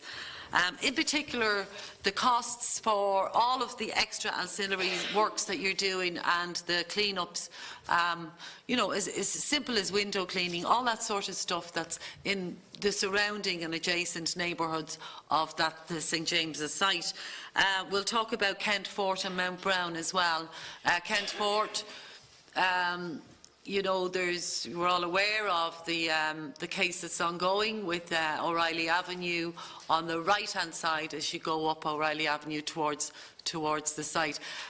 The subsidence and the major cracking and movement of the houses there, in particular the core houses at the end as you walk up. And the remedial work that's had to be done there, and all of the other houses. So the decanting of these residents to somewhere else, so they can rebuild the backs of their houses, their kitchens, and their conservatories. They knew, and we told people at the oral hearing, we told aboard Penala and you and DCC that the land was unsuitable for building on. In 1917, it was known as McCaffrey Orchard. It was started to build on it, and it became one of the first estates to replace tenements in Dublin, and the first estates that the British granted us front gardens in for the health of the people of Dublin. O'Reilly Avenue was much later. The estate was completed and O'Reilly Avenue was put on and added on much later, because even then, 100 years ago, with less technology, with less knowledge, they knew that the soil was unstable, and yet the National Children's Hospital Development Board said on board Penala, and it's quoted in December 2015, that the black soil was perfect. This is where the early warning systems came in, but it was ignored. I would like to know the costs, projected costs of rebuilding part of these houses, the costs of the monitoring that's going on, the cost of the legal services, and also now on the opposite side of the road of O'Reilly Avenue, there are cracks appearing in those houses too. This is the unstable land that we as residents alerted the National Children's Development Board to way back then, so many years ago. If we could have an idea of those costs. There's also the impact as well on the South Circular Road end of the site, the houses there as well, and I know some of them have had surveys done. There's been no surveys done on the opposite side, of O'Reilly Avenue. They were initial on the demands of residents, done on the right-hand side. The Crick building, it's not a HSE land. Is it bought, is it leased, or is it, what's the cost of this? Is it included in the overall overspend? Our Lady's Children's Hospital, it's now transferred to the Children's Health Ireland. Suggested 2 million per acre. I don't know how true that is, I'm not a valuer, but there is discussions ongoing as to the future of that site. I know part of the deed is, since the 1950s, was to keep it for institutional or community use, but there is other parts that could be sold. It's zoned 15. Is there those discussions going to, when are they going to finish, and when will we know what the idea would be for that land, that public land that's now been handed over? How well are you working with Dublin City Council, because the cost of parking for residents in the surrounding areas has jumped? We're now being 24/7 parking, and that parking, that cost is being borne by the residents through no fault of their own, but it reflects the decreased parking in St James's Hospital and also the cost differences as well. The problem of parking is being put back onto the streets, the local streets. The maternity hospital, the projected costs for this are 300 million. I'm sure a lot of people with interest in construction, with interest in making a buck, are looking at this with some glee in their heart, because is this what's going to happen now to the next phase of the development of St James's Hospital? They must be loving this, and the overrun and the overcost, and looking 300 million, how much will that jump in the meantime? Are there any other hidden costs that you could tell us today in St James's Hospital or the National Children's Hospital development that we've not been advised of yet? Thank you. Thank you, Senator Devine. Just that maybe there's a number of questions broadly ranging that I might deal with the overall capital piece in terms of finality. I might ask Mr Curran to deal with some specific local projects such as Drimna that are not connected to the hospital. Maybe we could ask Mr Pollock to deal with issues around the project and its management within the locale, or Mr Curran as appropriate. Is that okay? It's our priority, Senator, to come to finality on the capital plan for 2019 as quickly as we can. We have clearly, as I mentioned in the opening statement, a challenge there, and we will work through the issues with the HSE. That process has commenced. It actually commenced late last year, but we had to await a decision of the government on the additional funding for the hospital project. We now have that, so we know the parameters. That will be for 2019. Projects do have a multi-year focus, so we will also depend on proposals for the Minister for Public Expenditure and Reform towards the end of this month for 2020 and onwards. And I mentioned the sort of overlapping issues that arise there in terms of the different stages of projects, but we will be giving that priority with HSE Estates and HSE Corporate, and that is happening at the moment.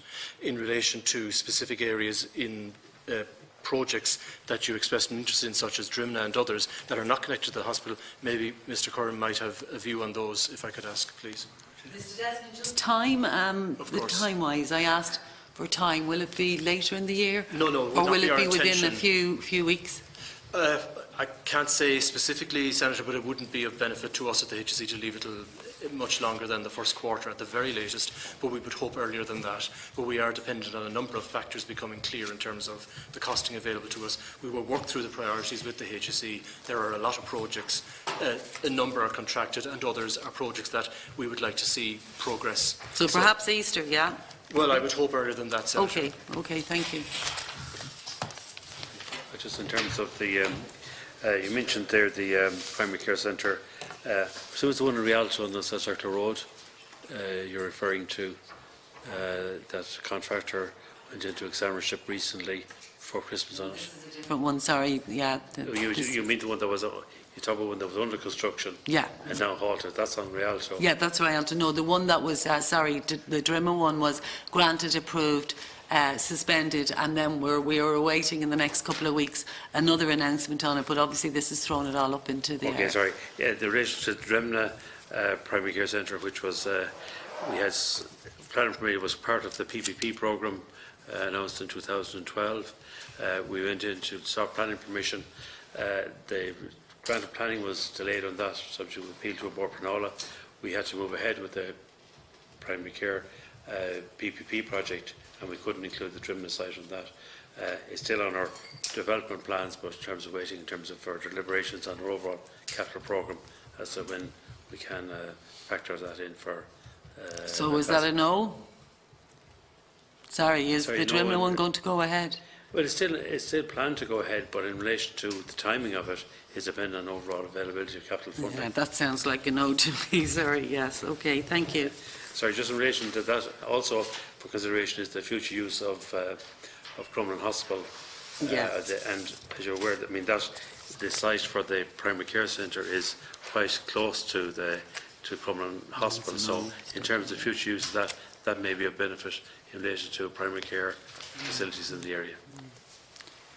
And the Children's Hospital, did you want to answer on the Children's Hospital, Our Lady's Children's Hospital, the discussions that are going on for its potential sale to offset the costs perhaps of... Sorry. Can I just come in on that? So the Children's Health Act, which was enacted and commenced at the end of the year, that provides for the transfer of property and liabilities from Crumlin Hospital to the new body.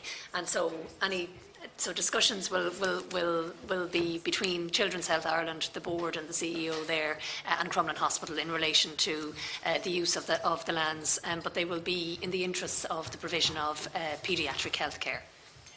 Yeah, it just seems, I think, we might be creeping into selling the jewels to offset these extra inflated costs. Okay. When will those decisions be made? There will be discussions they're ongoing discussions between Children's Health Ireland. I don't have a date in relation to when they'll be concluded. Okay. I mean, obviously the hospital is, Crumlin Hospital is, it's providing services currently to, so, obviously it'll be quite some time before it'll be available.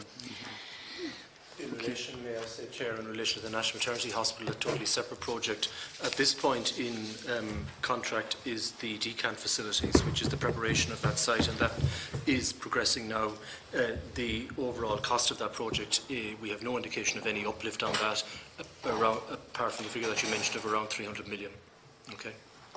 Yeah, I mean, are we going to learn from these mistakes? Of course, it goes without saying that these processes require very careful monitoring, but at this point we simply have the construction of the decant facilities, which is the preparation of the area for moving that hospital forward. That is just the only piece. And yet planning permission hasn't gone in yet, no? No. Jim, you might have praise on the planning permission. Some confusion. I mean, we're talking about what Mr. President talking about is the National Maternity Hospital moving to St Vincent's University House campus. We've got planning permission for that development. Yeah, no, the maternity hospital at the St James's site. That hasn't been. Yes, sorry, maternity hospital. Yeah, yeah. So that's not decamped. There's nothing there yet. No, that is this is a 300 million for the maternity hospital at St James's site. The maternity hospital tri-location programme expansion is, I think, slightly down the road. Obviously, that's some way down the road. We're obviously building the children's hospital on the campus at James's, so there'll be some time before we'll be in a position actually to progress that project. But there are. Well, with all due respect, I mean, that is the plan, right? To bring maternity, the COOM over. 300 million, it's just the cost. I mean, people are going to just roll their eyes up to heaven and go, how much is 300 million going to be multiplied by? So it's about learning from all these mistakes here and the complete overspend. That's whatever. So as we had said earlier, the lessons learned and identified in the context of the reviews will be they'll be identified and addressed, not just in the context of the Children's Hospital, but perhaps, and I think one of the deputies put it earlier, but perhaps there has to be a maximum cut-off point. We just can't keep going and going and going, and that is written in contracts. There has to be a maximum cut-off point. Well, thank you. Thank you, Senator Devine. Devine. He did it. Sorry. Just before I bring in Deputy O'Reilly... Sorry, there was the other Kent Fort and the destruction of those houses there. The issues on the locality around the Children's Hospital itself, if Mr Pollock might be able to... In relation to environmental monitoring, first of all, is one of your questions, Senator. That's a condition of our planning permission for Bord Pleanála in relation to noise and dust and vibrations. Those costs are all embedded in the contractor's prices. They're not, and similarly road sweeping and window cleaning, so he doesn't price those separately. They're just part of his duties and responsibilities. Those issues are by and large been handled through the PMC, the Project Management Committee, which has got representation from local residents, 3 local councillors, Dublin City Council, ourselves and the contractors, and that's when those issues get teased out, including the issue of car parking that you've raised at Dublin City Council have undertaken to go back and report on those issues. We don't control car parking and charge rates. In relation to the Countfort and O'Reilly Avenue,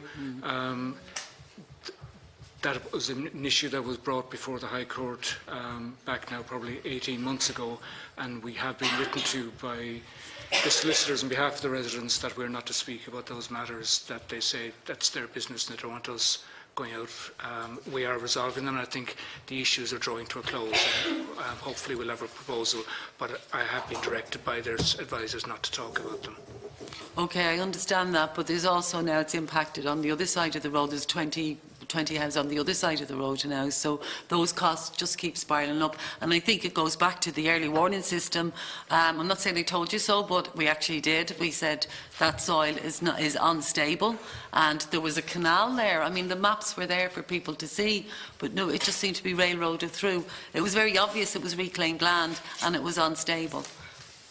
So it's going to cost a lot more. Thank you, okay. Senator.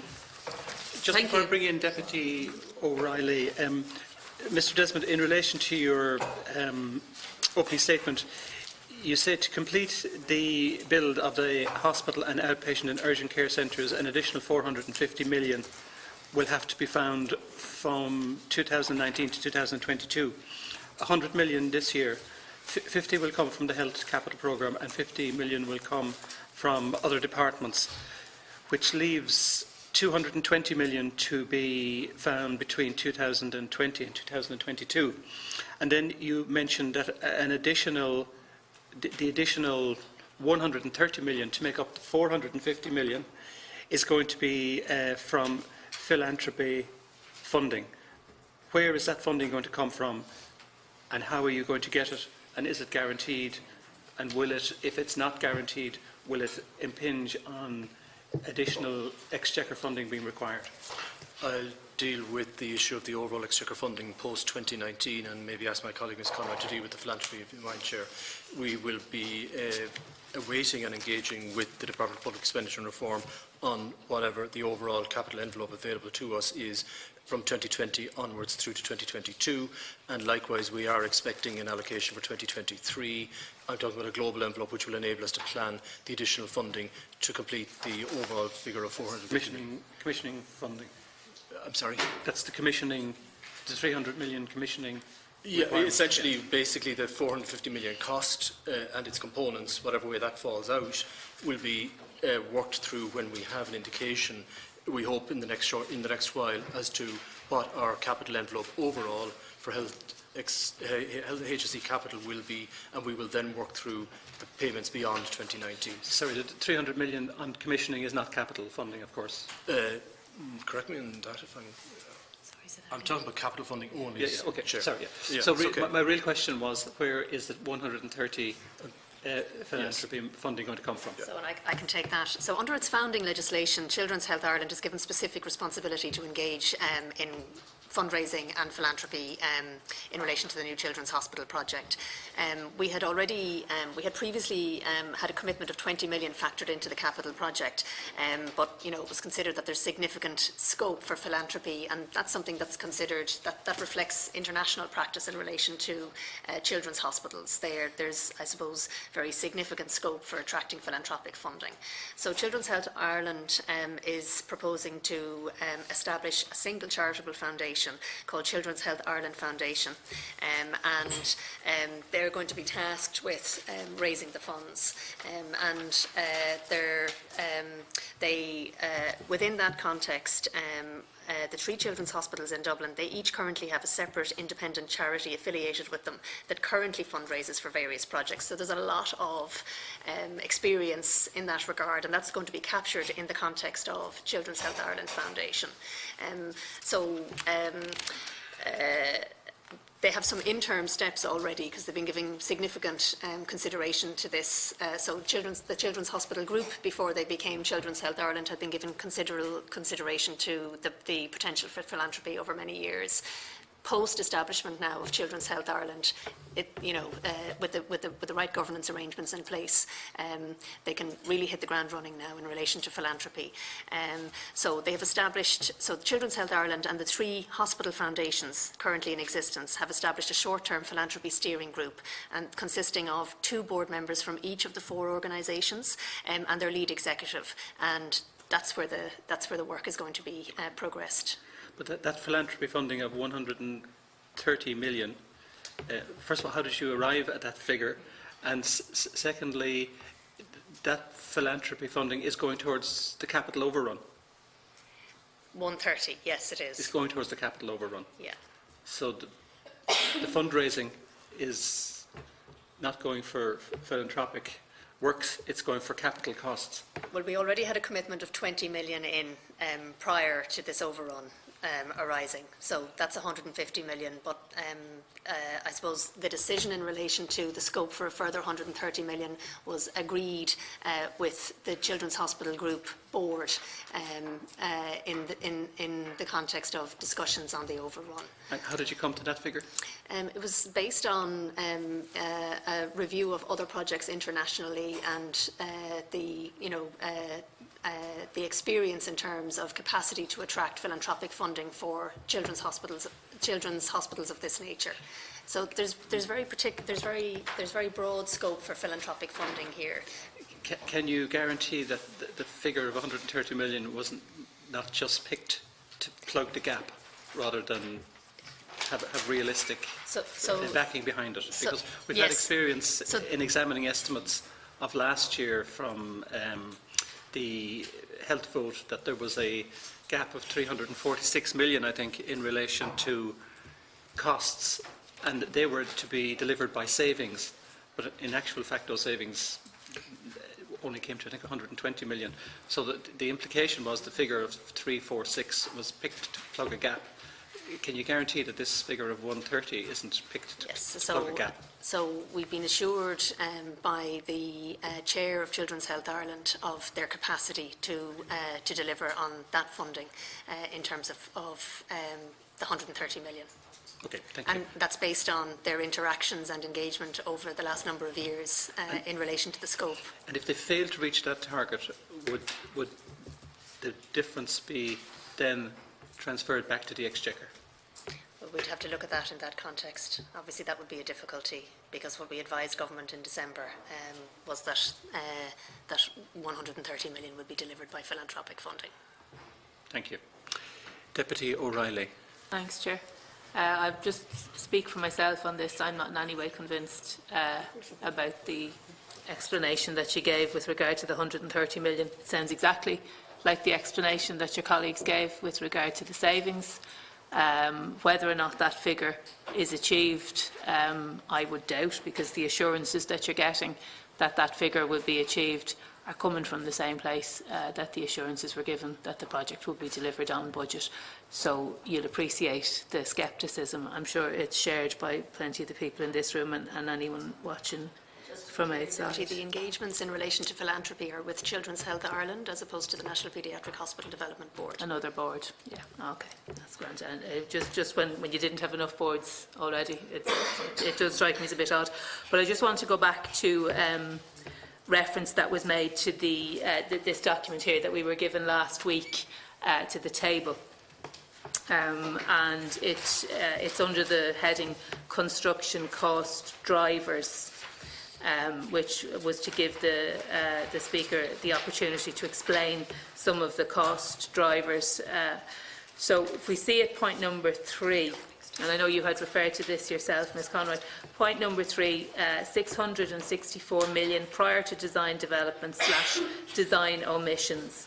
And then if we just scoot down to number 5, then we see again omissions in design, and that's 20 million there. So there seems to have been a huge amount of design omissions, very expensive design omissions. Do you have any details as to what those design omissions were? I refer to John Pollock in that regard to give you the detail. I think, Deputy, again in that slide pack we issued, there were some examples given around that. So the I think that there was an issue raised around secondary containment, which is electrical support systems to support the electrical cables. I think, again, the scale of the project is obviously huge at 158,000 square metres. So small changes can have a big impact on the overall project. We're certainly seeing that. Yeah, so the design omissions and the fact that it appears twice, that to me again it just gives me pause for thought, because we are talking about, as you say, very, very large sums of money. But you'd be happy enough with that being normal for a construction project, that you'd just be lashing in a whole load of money for design omissions? Is there no penalty for the person who omitted the design? I mean, presumably design omissions, you might use the word design flaws or issues left out, or maybe job not done well, perhaps. And then we see these mounted to the tens of millions. Do you get where I'm going with this? So the person who is responsible for the design omissions, that we don't know who this person is. I'd say they probably have a position on a board, because there seems to be a lot of that. But the person who is responsible for the design omissions, and then they pop up again in two separate headings on this. So who's that person who is responsible for the omissions? Where do they come from? What was the penalty for that person? Are they going to pay? Will we pay, presumably? Well, we appointed our design team in 2014, and that was a competitive tender process looking at people who'd previously delivered children's hospitals. So that's multidisciplinary. There's architects, there's civil structural engineers, there's mechanical electrical engineers, there's fire engineers, there's quantity surveyors, there's urban planners, there's BREEAM. So there's a multiplicity of a team that's put in place to design the hospital project. So they have collective responsibility for the design omissions, or? Well, they report to us monthly on the cost of the project, and obviously, so 20 million of design omissions has been identified. And again, it wasn't a perfect set of tender documents. A two-stage procurement meant that not all 6,000 rooms were fully designed and detailed. It's 41 million, Mr. Pollock. Sorry, which is? It's 41 million, because I said it appears twice. So increase in cost, 21 million under heading 3. Omissions in design, 20 million, 3% increase on 664. So it appears twice. And 21 and 20 being 41. But you see, you can understand how all of this is adding up. And it does seem, and I referred earlier to what I call a hands-off approach in relation to keeping an eye on the spending. Sorry, if I can address, nothing I've heard has changed my mind. The point you raised about it's not covered twice. So there's two separate items there. One is omissions in design, and the second is user engagement. So again, when we went out to tender, not all 6,000 rooms were designed in terms of having every piece of medical equipment, every data point, every gas point, pneumatic tube. So as we then sit down, and all 6,000 rooms literally have to be drawn up, and every socket and light switch. Yeah. See, that's really obvious to me now when you say it. It's just a little bit shocking that it wouldn't have been obvious to the people in advance of this, but there you go. It does appear twice. It says design omissions, and the sum total associated with both of those is 41 million, not 20. And I'm asking you, is there anyone responsible? You're referring to board, team, tendering, and so no one person is responsible, but somebody's racking up these bills, and we know who's going to be paying for them. And there's not a bottomless pit of money. In fact, and my next question refers to that, because there are going to be implications for capital projects within the HSE, and I know this has been discussed. I was in Monaghan recently at a meeting. People there are under the impression that they're going to get some money to develop their hospital. Youghal Community Hospital, 38 million. Middleton Community Hospital, 10.3 million. Scanning equipment for the primary care centre in Balbriggan, I'd say we can probably kiss that goodbye. And then Sláintecare. So the Sláintecare requires a capital investment. I understand that the government saw fit to put a mere 20 million in under the agreement that they have with Fianna Fáil in terms of the budget. But do you see there will be any implication for the rollout of Sláintecare as a result of the massive, catastrophic, or whatever other words you want to put on it, overrun? In relation to Sláintecare, if I may, Chair, the 20 million in the budget is an initial allocation, and Sláintecare has been established very, very quickly and is making very good progress within the short time frame in which it has been established. The office has been established within the department. So it reflects where they stand at this point in time, but it doesn't actually impact. No, my question was something else, Mr. Desmond. It was about, do you envisage that there will be a knock-on effect from the massive cost overruns, which are probably going to get bigger, let's be frank, before this project is over, and maybe they won't, and whoever's in charge of not doing that perhaps will get a promotion, but the fact is that there will be knock-on consequences, and I'm asking you, in your opinion, do you believe that those will impact Sláintecare?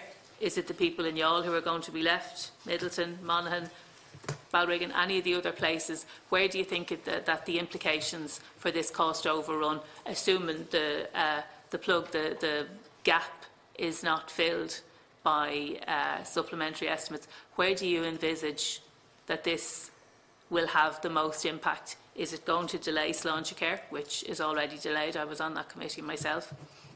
Is it going to be bad news for Monaghan? How is that going to be decided?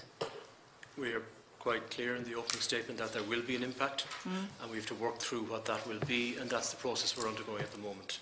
I couldn't put choices down at this point until we actually engage in all the priorities that we have and make the best assessment as to how we can accommodate the costs within 2019. And then from 2020 onwards, we will be doing a similar exercise when the capital allocations overall are available. Therefore, we could give you an update on the status of individual projects, such as you mentioned, Youghal, Monaghan and others, Middleton, if you wished. I do. But I might ask my colleague, Mr. Cornell, and that might not be appropriate to this meeting.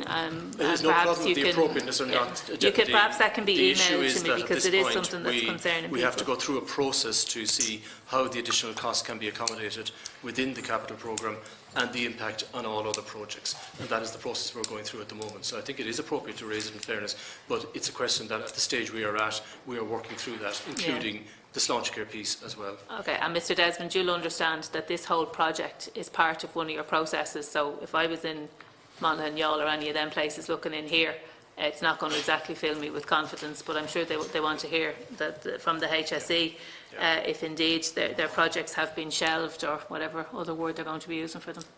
Do you know, Mr. Curtin, you're right to mention anything specific? I have one more question, Chair. Oh, sorry, Mr. Curran. Sorry, just in relation to, again, as Mr. Donnelly, we're going through a process of finalising the capital plan for 2019 and making decisions about what projects will be progressing in light of the reduced availability of capital in 2019 as a result of 50 million extra being allocated to the from the HC capital programme to the Children's Hospital project. What is, in terms of our discussions, will be informed further by engaging with Department of Public Expenditure in terms of how the additional funding required for future years will be treated. Is it coming all off the health capital funding, or is it going to be supplementary funding? So those discussions, I understand, his intentions are those concluded by the end of January. And we'll get a full update, I'm sure. Yes, with the capital programme. We look forward to that. Just one more quick question, if I could. On page 4 of the Department of Health submission, at the bottom paragraph, the health capital allocation 2019 is 567 million. The revised estimates from the Department of Public Expenditure and Reform, and Chair, this really just underlines why the SecGen from the Department of Public Expenditure and Reform should be here. But anyway, the revised estimates from the department indicate 667 million. So is that a typo, or? No, it also includes, the 67 would include ICT and other issues, but it's mainly ICT. I thought the budget for ICT was 300 million. Well, it was 300 million to be split, 150 million ICT and 150 million for staffing and other issues. The 2019 allocation for ICT is 85 million. Capital. And 15 million then from the Department of Health. So that's the difference between the 667 and the 567. And is that part of the 300 million that Ms Hardiman referred to in terms of the ICT budget? She indicated, and this is the point I wanted to make earlier, and I appreciate Deputy Brazel had been waiting for quite some time, but that 300 million represents a block of money, as I understand it, that you haven't started to spend that yet. that those projects are waiting until the hospital is final, well, not finalised, but until the hospital is very near completion in order to begin spending that money. Would I be right in that? Not quite, Deputy. If I can clarify, actually they're happening in tandem, and it's actually vital that they happen now so that the hospital is fully ready to open appropriately. The components of the ICT, some of that investment is already happening because we are opening the Connolly Urgent Care Centre next year and the Tala Urgent Care Centre the following year. There's already investment going in to make sure there's appropriate ICT in those facilities. Services and the work that's going on with the people and the staff and the families to ensure an appropriate, safe transfer to these new facilities. That requires some investment. That has been happening over the past few years and will continue to happen right up to the opening and a little bit beyond. We are funding that through revenue. Million then, 88 million of the 300 million is for that service integration programme.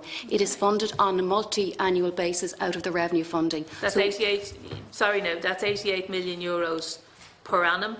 No, or 88 million a total over programme. how many years? We have worked out with the CHI, as it is now, an investment programme that's required to integrate the services between now and the opening of the hospital. There's a total budget of 88 million revenue funding. It's totally separate from capital. So that's separate. That's included in the 300 million? It's included in the 1.7, so the difference between the 1.4 and the 1.7, that's 300 million. That's 300. But is that the same 300 million that Eilish Hardyman told us last week yes. was ring-fenced for ICT and for staffing? And for service integration. And for service We've integration. been giving that funding over the last few years. When you say there's 88 million euros coming from revenue? That's correct, on a multi-annual basis. And some of that is already in the CHI's base budget of the order of about 30 million already. So 30 million of and that some has additional been funding. Spent. So that means that Eilish Hardyman now has 270 million left to spend? Not quite, because, as I said, the Eilish Hardyman service integration component is 88 million out of that 300 million. So 150 million is going on ICT. If I can just say, no, that's broader ICT. The difference between the 1.4 and the 1.7 is made up of three components: the ICT investment, the service integration, and the Children's Research Centre. So there are three different funding sources for those. The ICT component is of the order of 97 million. That's funded through ICT capital. That's what's needed over a number of years between now and the hospital opening. The integration programme is funded, as we do through the estimates process every single year, through revenue. That's about 88 million. That's well underway, and some work is already happening on that. The third component, that is represents the overall investment on this campus associated with this project, involves building a Children's Research and Innovation Centre. It has always been intended that that would be funded through philanthropy funding, but it is incorporated in what we advise government of the 1.7 million because it reflects the total investment from whatever source, whether it's capital, philanthropy, various non-exchequer revenue or ICT funding. Okay, so you're saying that this is money that the exchequer won't have to pay? The Children's Research and Innovation funding is not to be funded by the exchequer; it's to be funded by non-exchequer sources, so and it always was that intended to do that. Million, then? It is part of that 300 million because when we advise government of the total investment from whatever source, exchequer and non-exchequer, so would be 1.7. what other money, because you could probably help your own cause now if you were able to advise the government that there was a bill they didn't have to pick up. So out of that 300 million euros that you have advised to government, you are not expecting that government will pick up the full tab for that 300 million? That's correct, because... So how much of it will they pay? Just if I can give the estimates and we can follow through with the detail. It had always been intended, as Tracy had outlined earlier, that as part of the capital contribution there would be a 20 million philanthropy funding. Now we are incorporating an additional 130 million philanthropy funding. And above and beyond that, there is the philanthropy funding that will be used for the Children's Education Research Centre, estimated at 18 million. That's an estimate because it's not exchequer and that hasn't been commenced yet. So that will be from another source, estimated at the moment at 18 million. I was talking to a journalist last week and he said to me, this is a story that's just going to run and run, and I have to tell you it really is, because the more questions we ask, the more questions we are going to have to ask as a result of that. So the 300 million euro, the state will not have to pick up the full tab, but there's nothing else out of that 17 billion, or 1.7 billion, my apologies, that the state will be able to lay off to someone else, philanthropic or There is, otherwise? and there always was in the original estimates, a consideration that part of this are commercial perspectives to this project, and that would include the car park. While that may initially have to be funded through Exchequer, there'd always been intention to look at that in terms of commercial involvement in that, and also within the new hospital there obviously will be space that will be commercially leasable and rentable and so on. So there are other components. So just from my perspective, and I'm not somebody who supports the involvement of the private sector in the public service, and as public servants yourselves, you may possibly appreciate that. What I hear when you say that is the state will build it, and whatever car park company comes in will make a profit off it. And I mean that I don't think works I'm well not necessarily for patients. saying that. No. Yeah, no. I'm saying that's in practice what usually happens. So I'm not necessarily convinced that that's a good way to go. But I can understand when the funds are such that maybe you are looking around for that. We had spoken last week about the rights to name certain parts of the hospital. I'll say it again, I'm sure you're aware of it. My party believes that the hospital should be called after Dr. Kathleen Lynn for reasons that are very obvious and very good reasons. We didn't get support from other parties for that, but that doesn't mean that it's gone away, and we still hope that out of whatever process that will arise. But when you talk about the philanthropic money, that's a lot of money to be spending. So obviously, there's going to be some sort of payback. So presumably, individual units within the hospital, the naming rights will be auctioned off to the highest bidder, however appropriate or inappropriate that might be. I'm just wondering, what have you set up a schedule? Is that stacked into the philanthropic money, or is it your belief that people will just donate money because they want sick children to get better? No. I mean, there's a programme of work that will be delivered under the Children's Health Ireland Foundation, which I referred to earlier. I neglected to mention actually that the Director of Philanthropy will also be appointed with specialist expertise in this area, and there will be a 5-year detailed plan in terms of philanthropy for this hospital, which reflects what's done internationally.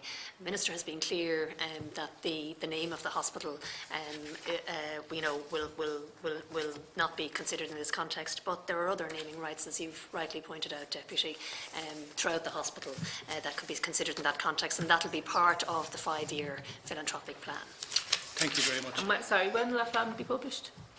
Well, they're now post-establishment at the end of last year. Children's Health Ireland are now working on establishing a foundation and recruiting a Director of Philanthropy, and they will work on the plan. I don't have a date for when that will be completed, but they're actively engaged in it at the moment, and they are benefiting, as I said, from the very significant expertise of the foundations in existence currently in the 3 children's hospitals around fundraising. Yeah, that was a very long answer to a very simple question. I just asked when will the plan be published.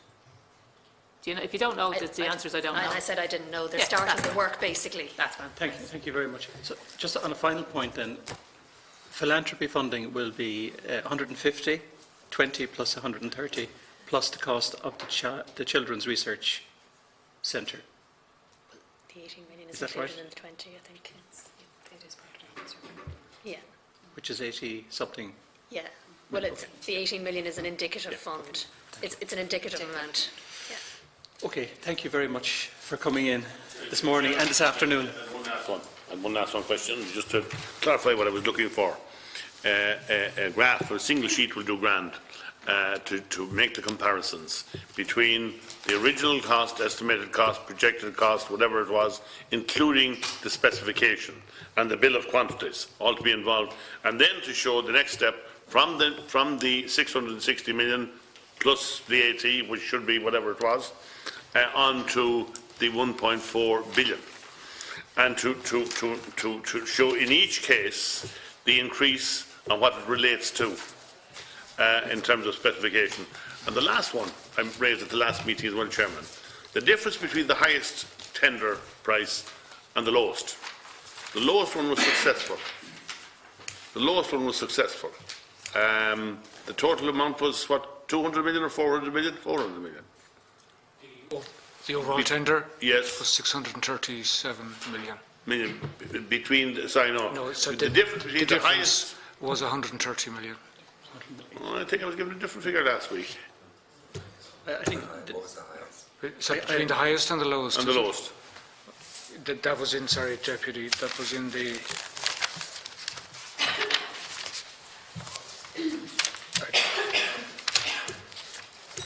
I don't think I've got that figure with me, but I'll give it to you. Yeah, right, Chairman, I want that, and I would like that on that explanatory sheet as well. And also, you know, whether the highest tenderer might now feel disappointed, given the difference, that the problems that have arisen, and, for instance, could it not be said that the highest tenderer could well turn to us and say, well, you know, if my tender price had been accepted, there wouldn't be such a vast amount of increase.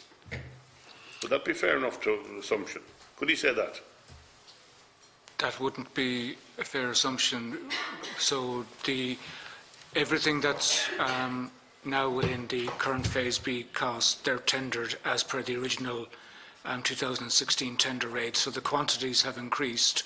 So similarly, if the number 2, the second-ranked candidate back in 2016, he was already starting €130 million higher, he would be entitled to increased costs for the increase in quantities. Not necessarily, Chairman. That's not true.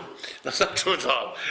If he had pitched his costs, and I have a bit of experience in this area as well, if he had pitched his costs more accurately than somebody else, he shouldn't. We should not presume that he would be entitled to increase his costs subsequently in line with the lowest one. That would be extraordinary.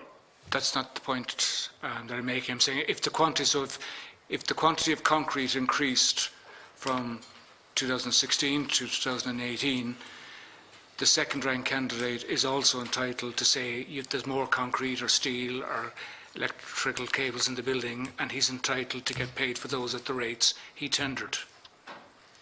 Right. Where did these tenders get? Where are they opened? Like from my days in the county council, they were opened at a council meeting. Yes, sorry, Deputy Durkan, I understand these are important questions, but we have 2 minutes to vacate the. These could be 2 very important minutes, Chairman. So where are the tenders opened? The tenders were returned to our office. It's a dual envelope process, quality and price. So we note that the tenders came in, they're not opened on that date, they're sealed in a safe. Then the quality evaluation takes place, and there's an external process auditor that reviews this. So it's quality and price. So the quality is scored first, and it's only after that's been determined that the pricing envelopes are then open, and they will be witnessed and signed by our board members. Thank you, Mr. Pollock. Thank you, Deputy Durkan. So it's been a long morning and afternoon. Thank you very much on behalf of the committee for coming in. Again, my pronunciations: Aenrid, Dunn, Colm Desmond, Tracy Conroy, and Fionnuala Duffy on behalf of the department, and Jim Curran, Dean Sullivan on behalf of the HSE, and John Pollock on behalf of the Development Board. Thank you very much for your attendance. This meeting is now adjourned until next Wednesday morning, provisionally, because we may have a meeting in the meantime, at 9 o'clock. Thank you.